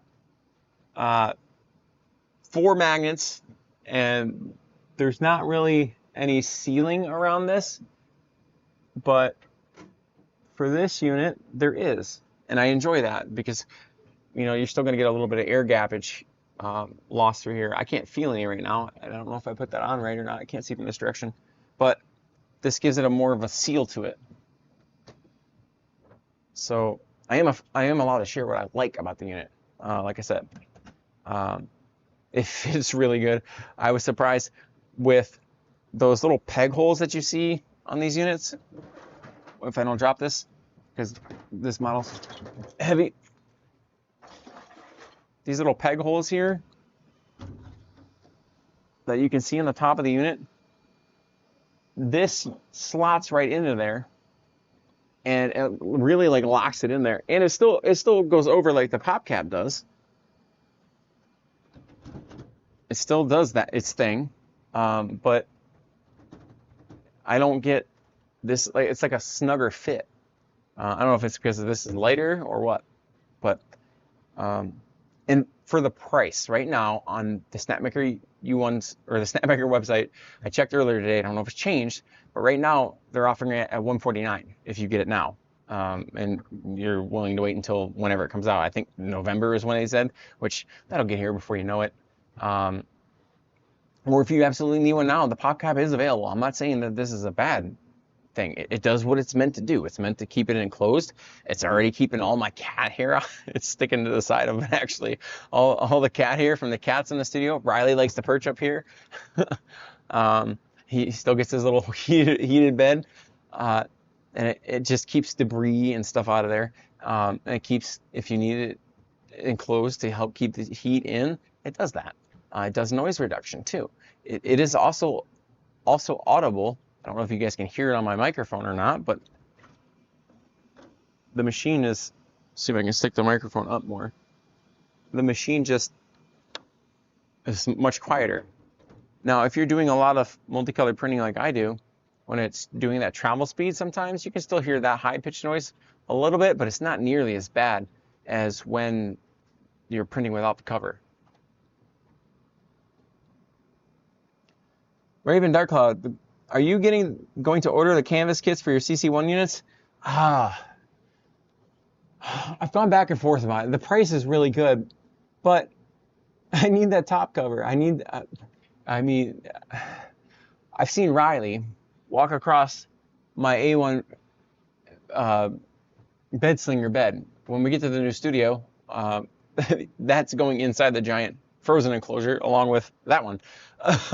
So I really need that top cover, and because the canvas system for the CC1 doesn't come with that, I have to wait until there's an available option for that. Just because with the cats in the studio, that I would really prefer it to be close. I do want one, just even if it's not for the multicolor aspect. I can't tell you how many times I've printed with my Centauri carbons and like there's been a filament tangle and it doesn't sense it and it just keeps printing. The filament run out sensor works just fine. If a filament runs out, it tells me. But if there's any resistance, no. Or if it runs out of filament, it doesn't auto reload because it's only got the one main spool. That canvas system, if I have 4 rolls of clear PETG on it, it just keeps going. That is something I would value in that. $50, that's a really good price. I was expecting it to be like $125. So shout out to Elegoo for that one. Thank you for that. Oh, I guess it turned back on.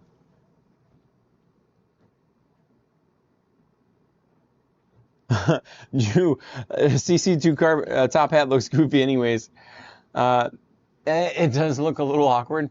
It looks like a box. But it does its job. It keeps things out that aren't supposed to be in there. Looking at you, Riley. When we first got this unit in, as soon as I was unboxing, he was trying to climb into the printer. I had to shoo him out of there. He's our most curious cat.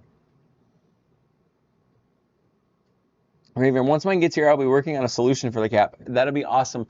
I wish there was an option that Elegoo would have offered. That it's like, I know that they wanted to get it out, and I get that, but I feel like that's like part of the kit and caboodle. Versus like if you want it to make your CC1 just like your CC2 or the CC2 is. If they would have offered it for $150 to have the top hat, that would make sense. $125, somewhere around there. That would be nice.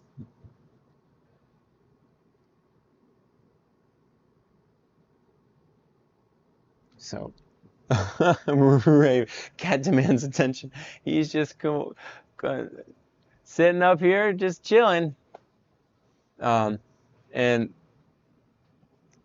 as we get more of these tool changers in, and what I'm trying to do with our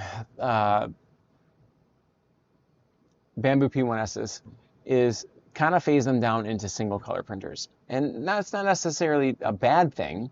For one, it saves me a lot of filament.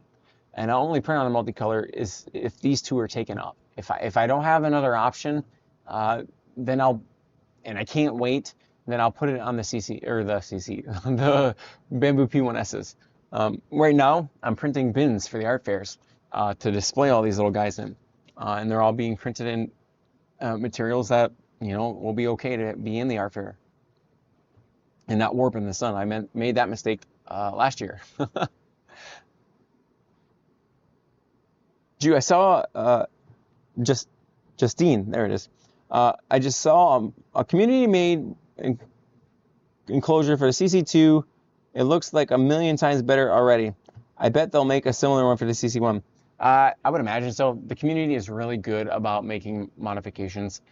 So shout out to the community for all the development that, whether it's for Snapmaker, Elegoo, to see these community members out there doing these developments for others to use too. It's amazing. Even something as simple, I say it's simple, it could have been a lot of work that went into this, but something as small as this allows me to simply print it off, assemble it, and get back to printing. So I can't state enough, community developers, you guys are the heartbeat of the community, and you make things that weren't possible. And this, I can't state how much I am enjoying this. It took me a minute to understand how to get it in there, the right orientation, but once it was in there, I mean, it just works. And I didn't need to do any modification to the ribbon cable, get an extender. It just allows me to do what I need to do with it. So shout out to that maker. If you want to see that file, it's in the description below. I think it's on Maker World.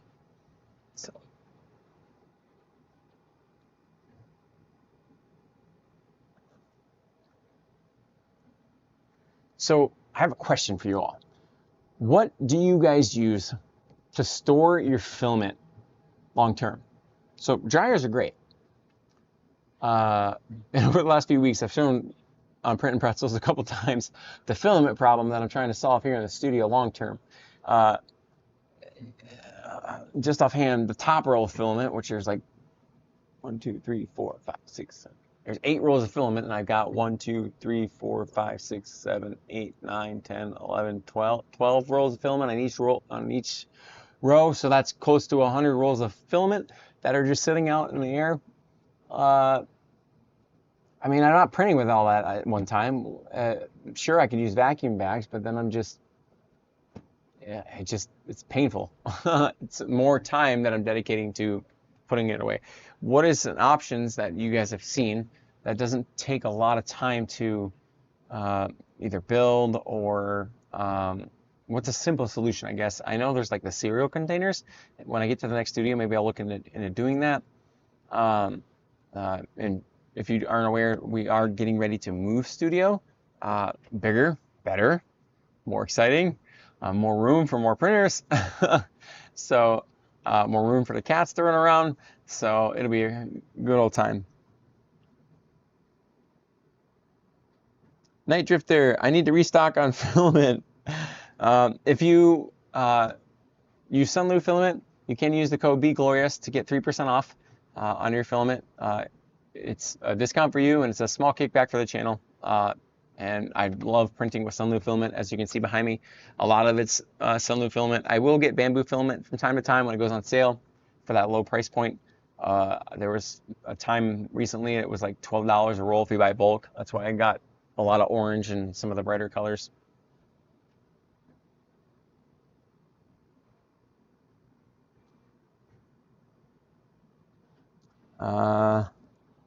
I converted them, so let me catch up on the comments since I asked that question. Richard, you're giving a U1 away tonight. No, unfortunately, I'm not giving a U1 away tonight.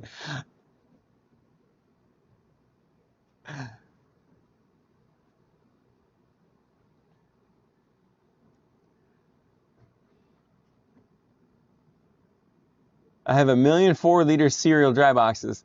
I bought a 6-pack every paycheck. I ended up with like 50 plus. I wonder if that would would it make like a cool visual if you did the 5 liter cereal boxes and did like LED strips on the bottom behind it? Would like give like that ethereal look? That'd be really neat.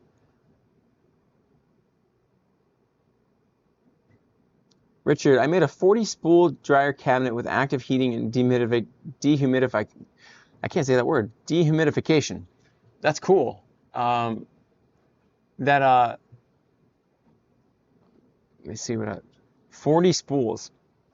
Is it like layered where it's 10 on each? And I saw one out there and I was on a community forum, like it rotates around.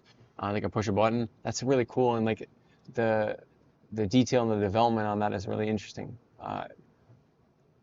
It'd be cool to see some of that set up. If you guys haven't joined our Discord, you can join our Discord and share photos and stuff like that with the community. It's the Glorious Geeks HQ. I meant to put it in the description, but I forgot to today. We do have a Discord community.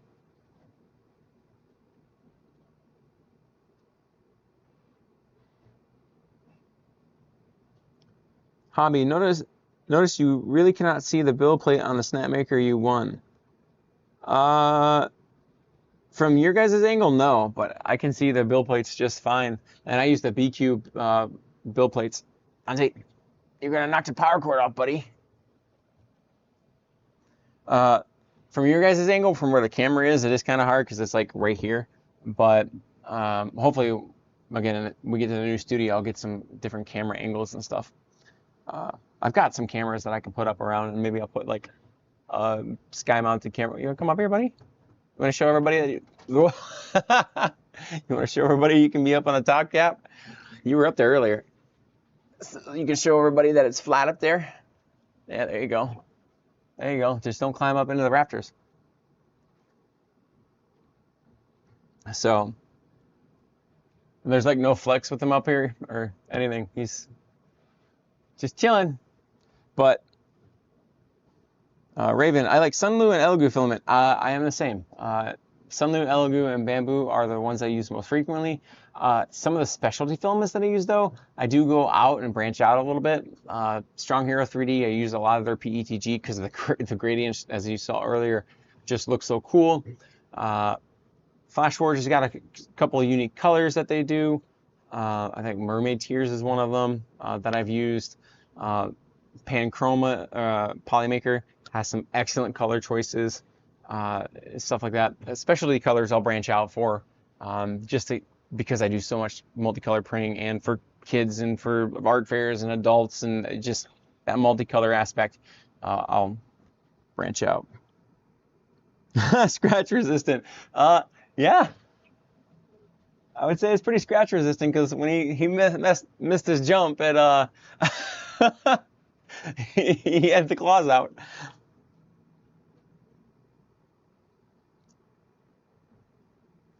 Raven Dark Cloud, I want to try PCTG. Have you tried it? No, is it, what are the, what's the VOCs like on that? Just because I got these little guys in the studio, I try not to print anything that's going to have a ton of VOCs. I know I have some air purification units in here. I've got the one from Frozen that I could put next to a machine and stuff like that, but I just really want to limit that just because I care about our little furry management team here. Stress testing the top hat, yep. It's so distracted by the cats.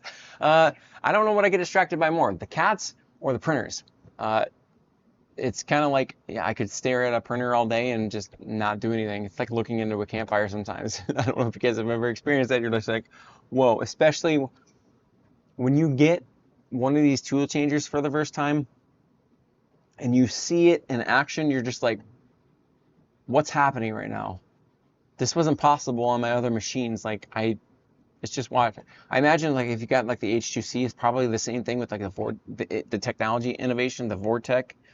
Just seeing the nozzle changer and go through, it just, the technology innovation has just been really cool in the last, I don't know, year or so. Real dang, hey, got a U1 a couple weeks ago. It's a stunning machine. Going down the IKEA container route this weekend for a top hat. Hey, IKEA container. Hey, there's no wrong answer. If it fits your workflow and it fits your budget, that's what matters most. If if I ordered the IKEA container when I first got this unit back in January, I'd probably be still using it right now. But for me, being able to showcase what else is out there, because everybody's seen the IKEA container, and I'm not knocking that at all. If it works, it works. These other units out here, they're available for purchase too, and I just want to demonstrate as much as I can. I wish I would have gotten the, God, what the heck is it?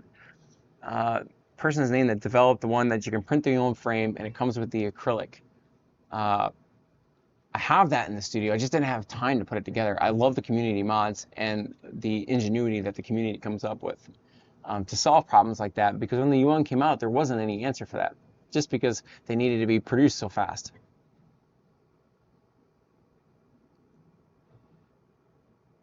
Hawks, I run tons of 3D Fuels PCTG through my U1. It has less VOCs than PETG and much stronger in both impact and bends than PETG. I'll check it out then. I'll see. You said 3D Fuels PCTG? I'll check it out. I know I can't print with ASA. I can't print with ABS with these little guys in the studio. And PETG is like the most I'm willing to go towards.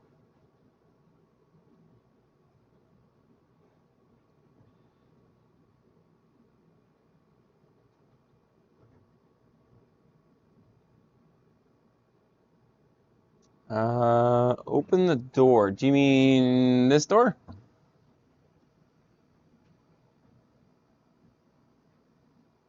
Or the other door?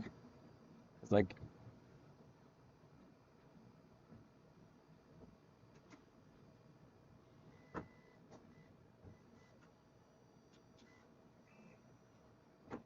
it makes that travel speed so much quieter with having this top hat on here.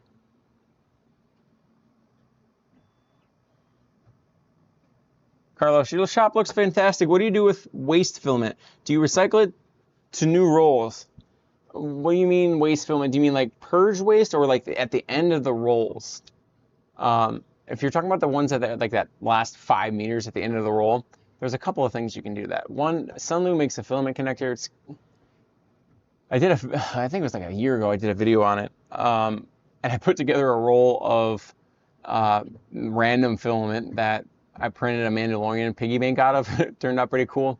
You can do that, or if you have an AMS style unit, you can program it. So like, say if you have PETG with different, colors or whatever, you just program it all one color, and it'll use the auto run out to go to the next roll, and you can use it up that way.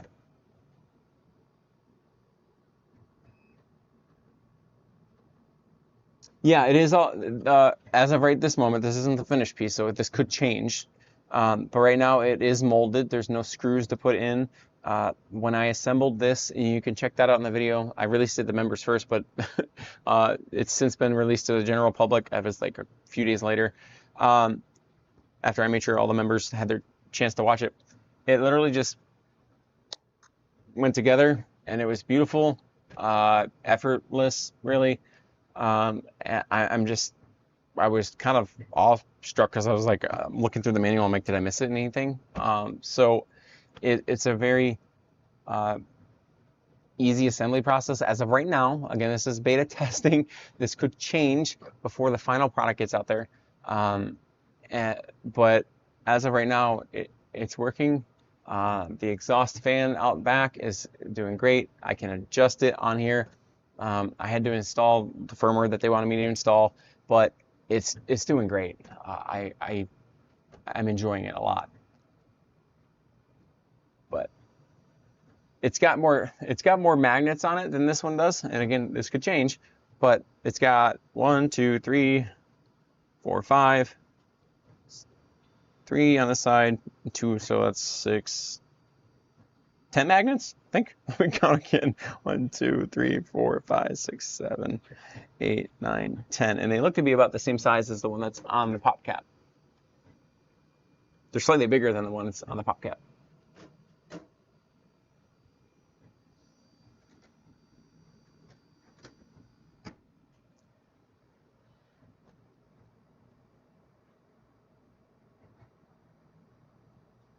Snapmaker 1 looks a lot better, to be honest. BIQU 1 isn't even cheap.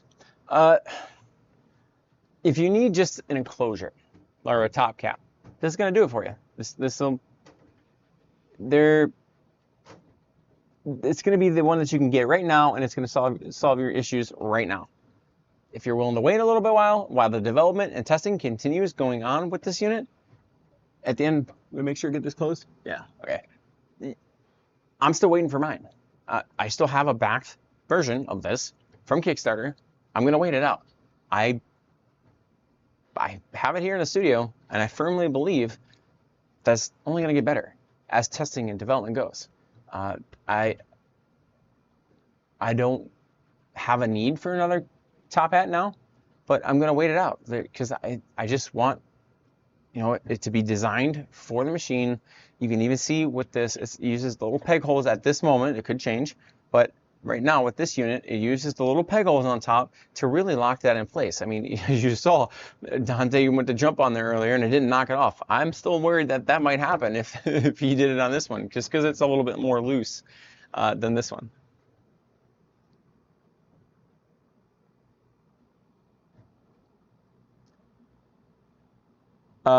KWYJ, this is Snapmaker's beta test version of their top hat that they're designing for this machine. This is BIQU's Pop Cap. the one that's already out. The beta test unit, again, it's a beta test, not final product, still under review internally as we go through testing. What I can share what I like, what needs to be further refined. I'm going to keep with Snapmaker to give them that opportunity to refine it and get the best version available. And at the end, I will share what I shared and give it to you all. And I'm still, like I said, I'm still keeping my top hat because I want it on this machine. I want another unit on this machine because I can trust this unit even now with my cats. This one, I've seen Riley up here, but I just don't like how it still feels a little wobbly to me. Like if a cat were to come jumping up on here, I feel like they could knock it off. This one, I'm not worried about that. It just feels snugger, more snug.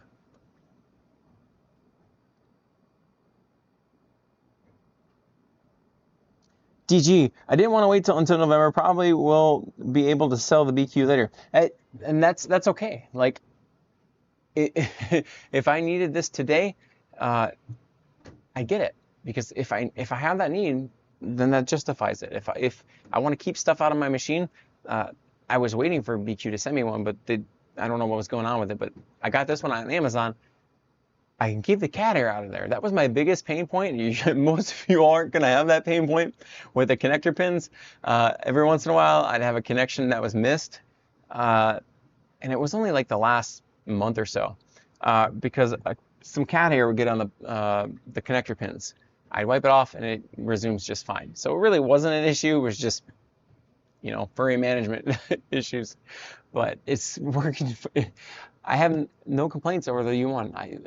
And now we have 2 units, and still, the worst I have had is I've had some of this fragile, wet glow filament break off in the end, and I removed the PTFE tube, and I took it out, and I kept going. I have 2 units now, and I have not had a nozzle clog.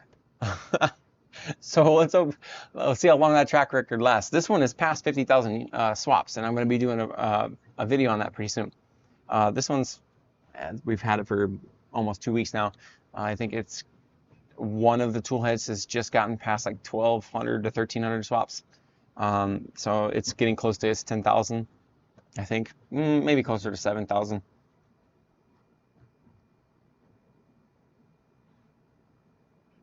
Richard, does a snap hat have an active heater, or does it rely on the bed heater and extruder to heat the cabinet? As far as I'm aware of, there's no active heating going on in here.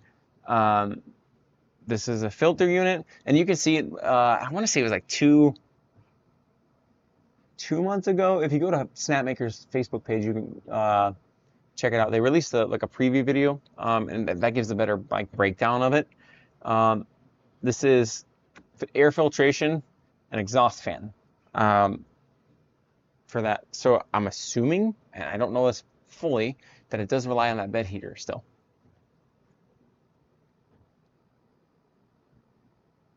I do have a Panda breath to install on this. At some point I will get to that, but I wanted to get this done first for the multiple unit workflow that I'm trying to explore. If I've got more than one unit, how do I print and dry with these units and make it simplified? Okay, so now I have a four roll dryer, and now I can just whoop. At least I can handle these 2 sides. If I get a third U1 at some point, then I'll put another one of these in between 2, or maybe by that time I'll find something that works even more efficiently. This is the, I guess, beta testing for the Glorious Geeks, is figuring out what works for our workflow when it comes to filament drying and printing at the same time. Because there's no AMS units for these yet that is purchasable. And the purchase options are what saves me time. And that's really what I am all about here in the Glorious Geeks. And it's not about the purchase or stuff like that. It's about saving time. Because it allows me to have time with my family. It allows me to have time with my son, who's growing up, who's going to be 1 next month. These are the years that I want to save as much time as possible to spend with him.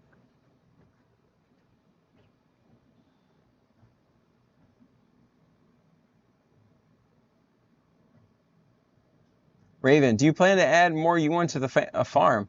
At some point, yes. If there isn't a competitor, this is the option to not have purge. It just makes sense. Now, the Creator 5 Pro is coming. At some point, we'll get that here in the studio. I've backed one. So we'll be going through that with you all if you've backed one. And we'll explore that too. Like, what is going to be the best for the workflow for us? Is it going to be the Snapmaker U1? Is it going to be the Creator 5 Pro? Now, what's something that I'm looking forward to with the Creator 5 Pro when it gets here, can we use our BIQU build plates that are from our P1Ss, since it's the same build size, on that machine? That's a cost savings that I can't use on the U1. I'm not knocking the U1 for that reason.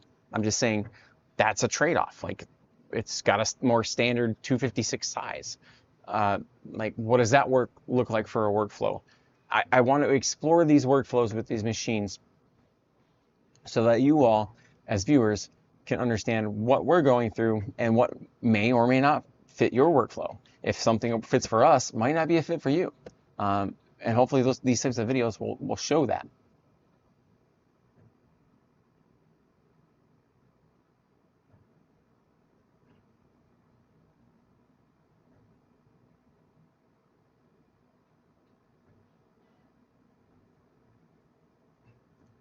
Hawks, where does the Panda Breath plug in at? I don't know because I haven't put mine in yet. To answer your question about, does it plug into that 6-pin connector port at the top of the machine?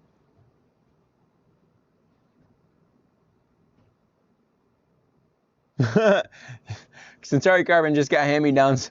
Use the same plate as my bamboo printers. I do the same thing with our Centauri Carbon ones. They're slightly smaller and they're a little awkward to line up, but they work. I do the same thing. I've got like 2 or 3 of them over there on the wall where the Centauri Carbons go. Oh, and that's something else for you all. Over the next few weeks, as we get ready to transition to the new studio and new home, I'm gonna start trying to do like little shorts of like the breakdowns and stuff that I'm gonna do, because like right now you can't see it too much, but in one of my most recent videos you can see like the Centauri Carbons have kind of like invaded this side of the studio. But we're getting ready to transition the studio to the new location, so I got to start breaking some things down. This side, I'm going to leave this side as long as possible, but Alpha Centauri's side, which is where the U1s will live at some point, it's going to go into the new studio. I got to break that stuff down. So all these IKEA SCOTUS panels and the B-Roar poles and the B-Roar shelves, I'm going to be tearing that all down from that side.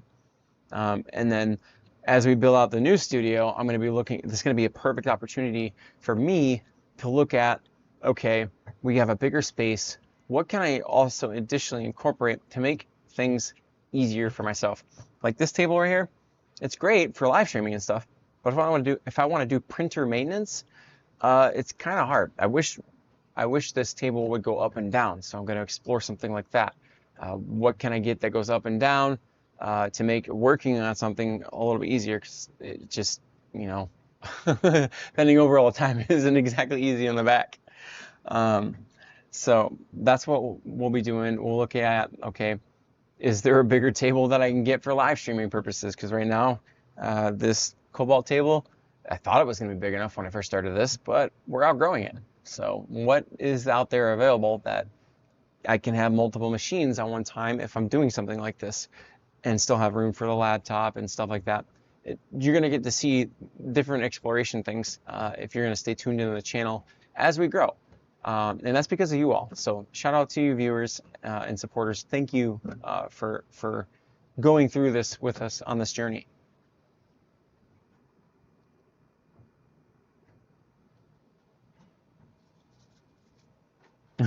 Maybe I went back and watched some of the early videos on the channel, and over the last year, I've learned so much about cameras and editing and stuff like that. It's been a lot of fun.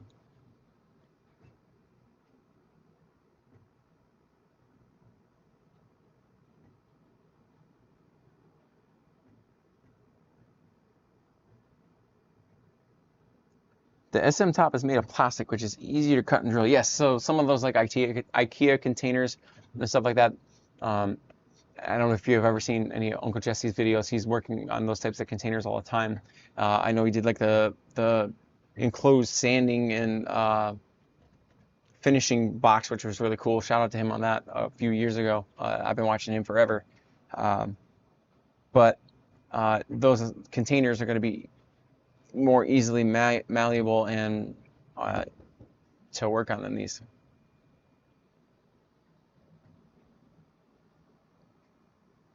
Raven Dark called A1 sit stand desk sell only units that can lift 300 plus pounds. There's a ton of options out there. I feel like I had some like buyer's fatigue looking at the next options. But I just want to explore, make things easier, and make things better for you all as the viewers. Like, hey, if I can not necessarily fit more, but have more space to do things, maybe do parts breakdowns, or is there a better way to do camera setups so that you get better views of prints that I'm doing? Just better experience for you all. It's kind of like my I don't want to call it creed, but like motto. Does it improve your guys' experience, or does it improve our workflow? Those are the two things. Like if I'm going to review something, that's kind of like what I look at, the lens I look at going through.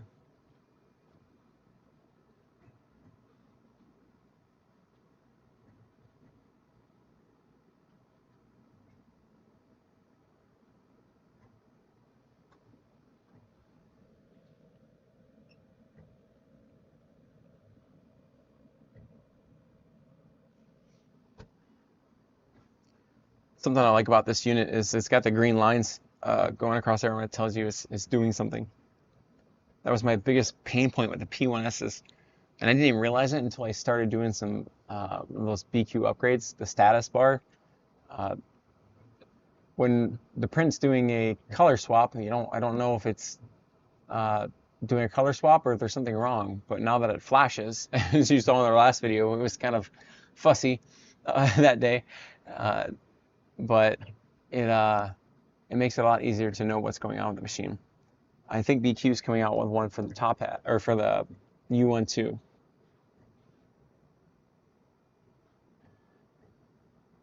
KWYJ. Now that you mentioned it, the substandard table is negatively impacting my experience. Thumbs down.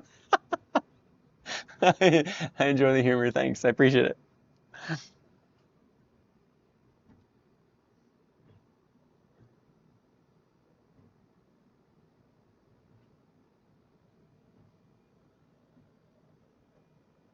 So now that we're at the end of print and pretzels, close to the end, do you all have any questions? And if I can answer them currently at this time about the top hat from Snapmaker, if I can answer them, I will. I can't give any negative feedback. That's part of the NDA. It's the only part of the NDA, in my opinion, because Snapmaker wants the opportunity to be able to address what the negative feedback is before it's presented to the community, which makes sense because, you know, perception's reality. So I want to be able to give you all what I can.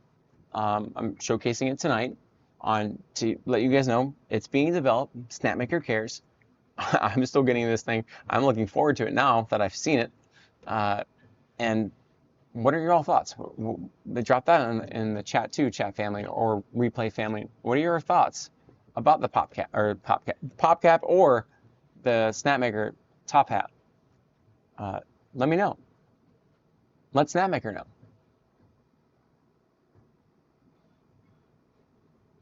R2K here. Someone made an enclosure on the sides of the U1 and integrated the sunloo dryer onto it so it can still function. I need to see that because I would like to see what that's like. I'd like to be able to do that if I have, like, say I have 6 machines. Put this in the middle in between the two, and then the end machines get that integration.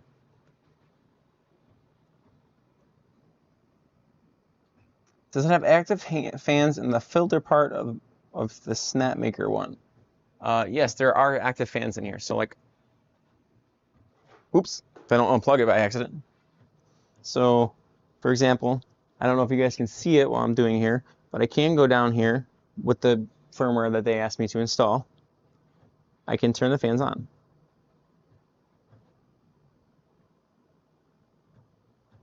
If I wasn't printing. Currently my settings don't need a fan. So, but you can, it's got external circulation fan and then internal circulation fan. So I hope that answers your question.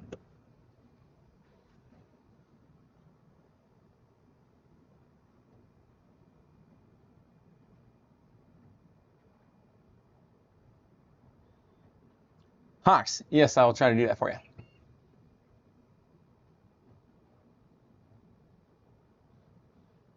KYJ or KWYJ, I'd much rather purchase a good purpose-made thing than make it myself, but for a fraction of the price, makes it worth my effort, is all I'm saying. 100%. There's no one wrong way to do this. Like, if you're a DIYer, which I kind of am, but I just, now that I own a print farm and I'm doing this as no longer a hobby, but as like a business too, that's kind of the shift I've had to make.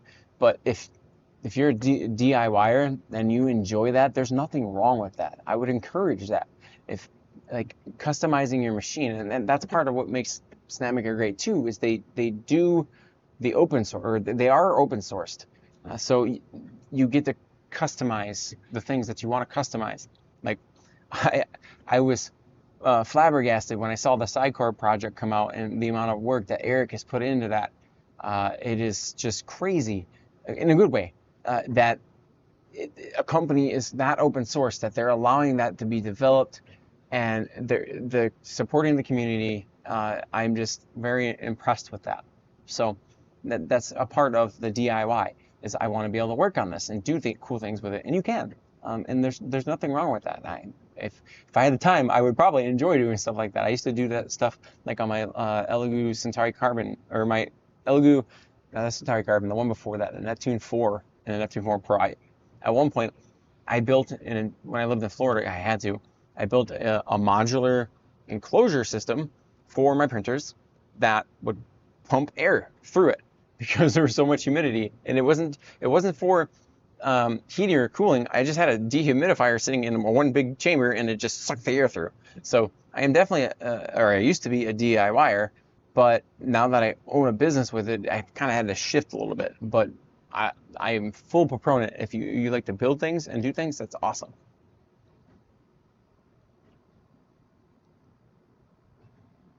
Oh, your 212 Type-C cable came undone from the clip. She just free flopping. Are you talking about? I think number 1 is 2 in here. I need to figure out on like a better way for those clips to stay on there. I don't know if I've got them clipped wrong or not, but the ones that are up top, they hold pretty well. But the ones down towards the bottom, towards the print head, 1, 2, and 3 are right here. They've been on there for a while, but I'm having trouble with 2, 3, and 4. Number 1 on this one, I've had an issue with, and number 2 on this one, I've had issue with. I think it looks like number 3 and 4 on this one too. So it's just getting those to fit right.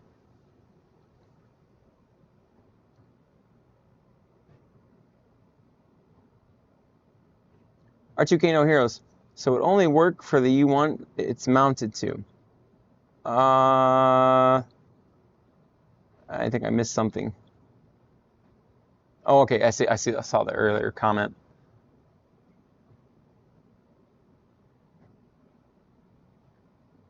I'm a DIYer, but printing a cap would be frugality. If I wanted fun, I'd print an RC truck parts. That's fair, right? I appreciate the overview. It's making me more likely to wait.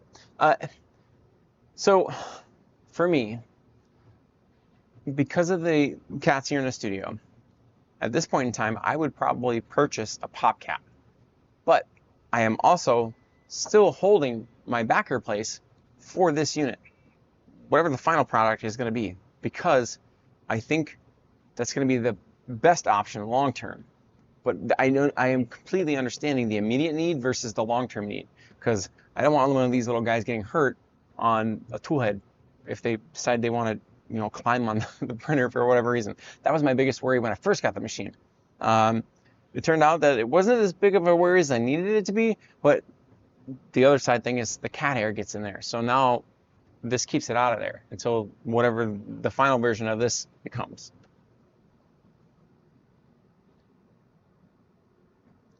One True Love, I just got my U1 last week and haven't had anything besides the benchy. But does the other tool changer work if one of the tool change doesn't work? I would imagine if you program it to use, so say like if number 2 wasn't working, I would imagine if you program it to use 1 and 3 and 4, it wouldn't use that one. But I haven't had that specific issue, so I haven't had to try it yet. Does anyone in the community, in the chat or replay family, have you had that experience too?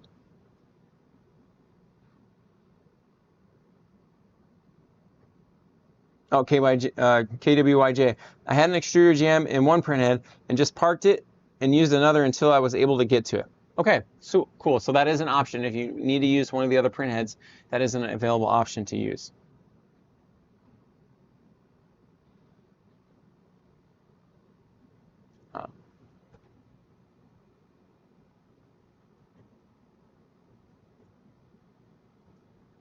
And as far as the different like extruders, or not extruders, the nozzles that are out there for this machine, the hardened steel nozzles I'm using on this machine, or wait, no, that machine, except for toolhead 2, and this one has the standard nozzles on it still. I am printing glow PLA on both machines, also printing UV shift PLA on both machines, which is, those are both abrasive materials. UV shift doesn't seem to be as abrasive, at least to the touch, but it still has additives in it. Lewis, that Sunloom AMS on the desk, is it power fed? Yes. So when you say power fed, does it need power to dry? Yes. But does it feed, like push filament out? No, it just comes through. So this is the roll here. The filament comes through this piece right here, and it goes through this way.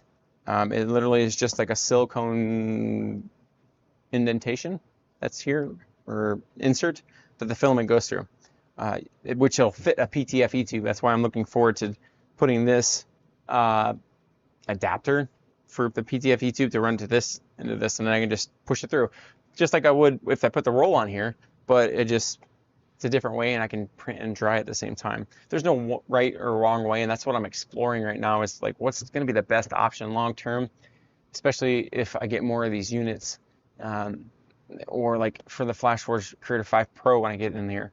If I get one of those, or when I get one of those units, is it going, like what's that workflow going to be like? How do I print and dry at the same time with that one? Because that's got external spool holders too. That's why I'm beginning this journey now, and also the storing the filament journey. One True Love, would you suggest Uncle Jesse cheap enclosure by using the IKEA Samala box? It just depends. It depends on what your level of comfortability is going to be. Are you comfortable with doing that, do it yourself type, or are you the type that you rather purchase something, have it ready, and not have to work on it? You want to save that time, or do you enjoy doing the DIY stuff? Because there's no wrong answer to that. I know it sounds kind of political, but for me personally, I used to be the DIYer. I used to enjoy doing that stuff. I still do. I just don't have the time to do it anymore. So the Pop Cap right now would be, it's available. I could use it. It keeps cat hair out of the machine.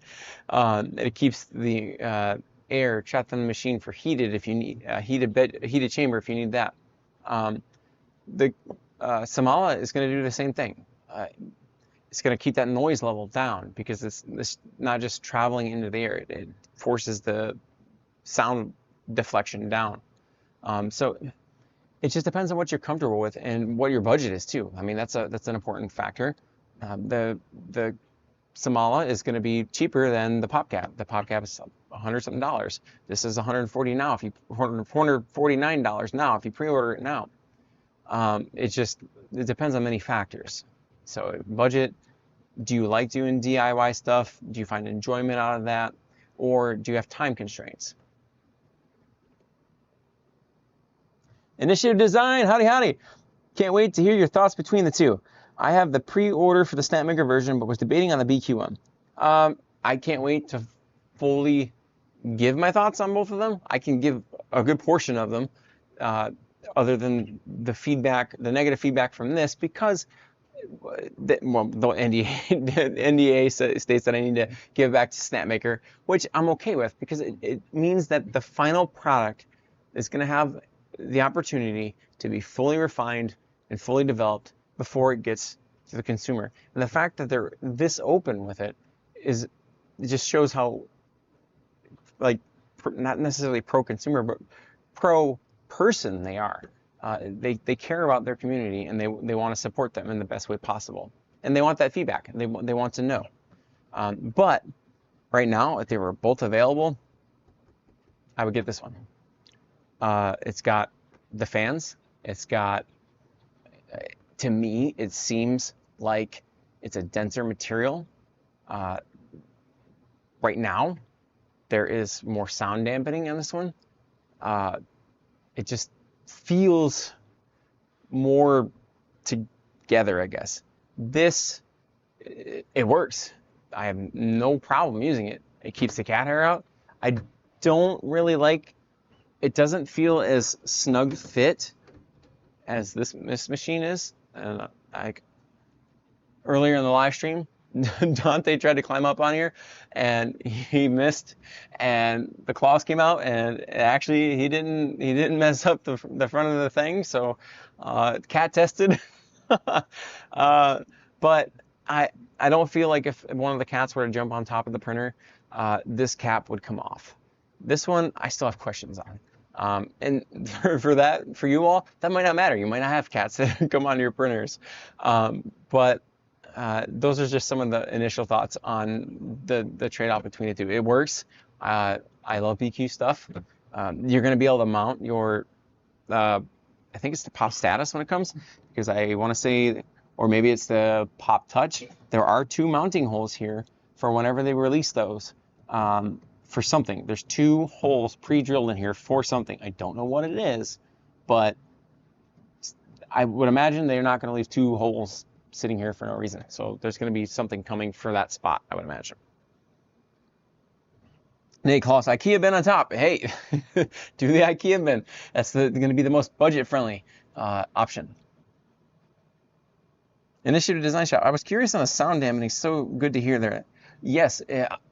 So I don't know if I can put the microphone up to it or not. Let's see if it works. So here's the Pop Cap. Whoops. Put the lid off. I don't know if you guys can hear that or not. And now I'm going to put the lid on.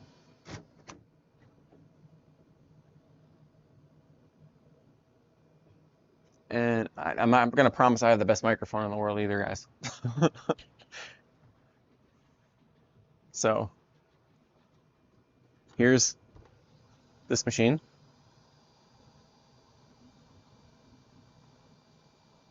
And here's with the lid closed.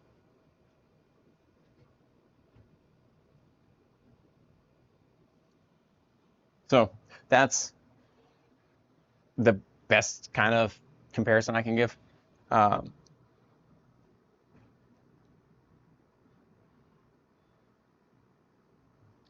never removed the lid or cover for PLA printing on my U1. It works perfectly fine. For PLA, I don't think it'll be an issue at all. Removing the lid or putting it on, that's what I print mostly too. PLA and PETG. Now, it's going to matter to those that use those engineering filaments. What does that look like? They're gonna need a heater for these units. The Panda Breath is an option. So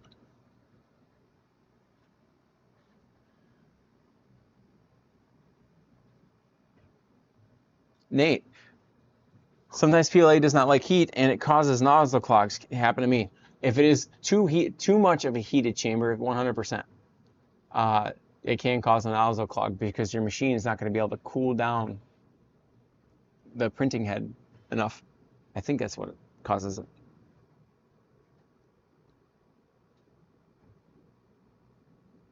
Hawks. Yeah, the 2 holes are for their second display. You didn't throw away those 2 white plugs to the holes, did you? Probably. I wonder if there's a printable version. Yes, I did. I have no idea where my box is for my pop cap. Actually, yes, I do. It's over there. But where those 2 things went to, I don't know. I'll have to do some searching. Maybe there's something I can get replaced or get a replacement. So the sound, both of them are going to be good for sound dampening. This one is clearly better right now. There's a little bit of an echo that I can hear from this one. I don't know if it's because of the material or just the way the printer is printing right now, but that's something I'm noticing at this moment. Nate, I'd love to see a filter added somewhere on the U1. This little box right here, inside here, that's what that is. Wonder if I can, I'm kind of afraid to pull it out while it's printing. But that's what that is. That's a filter box inside there.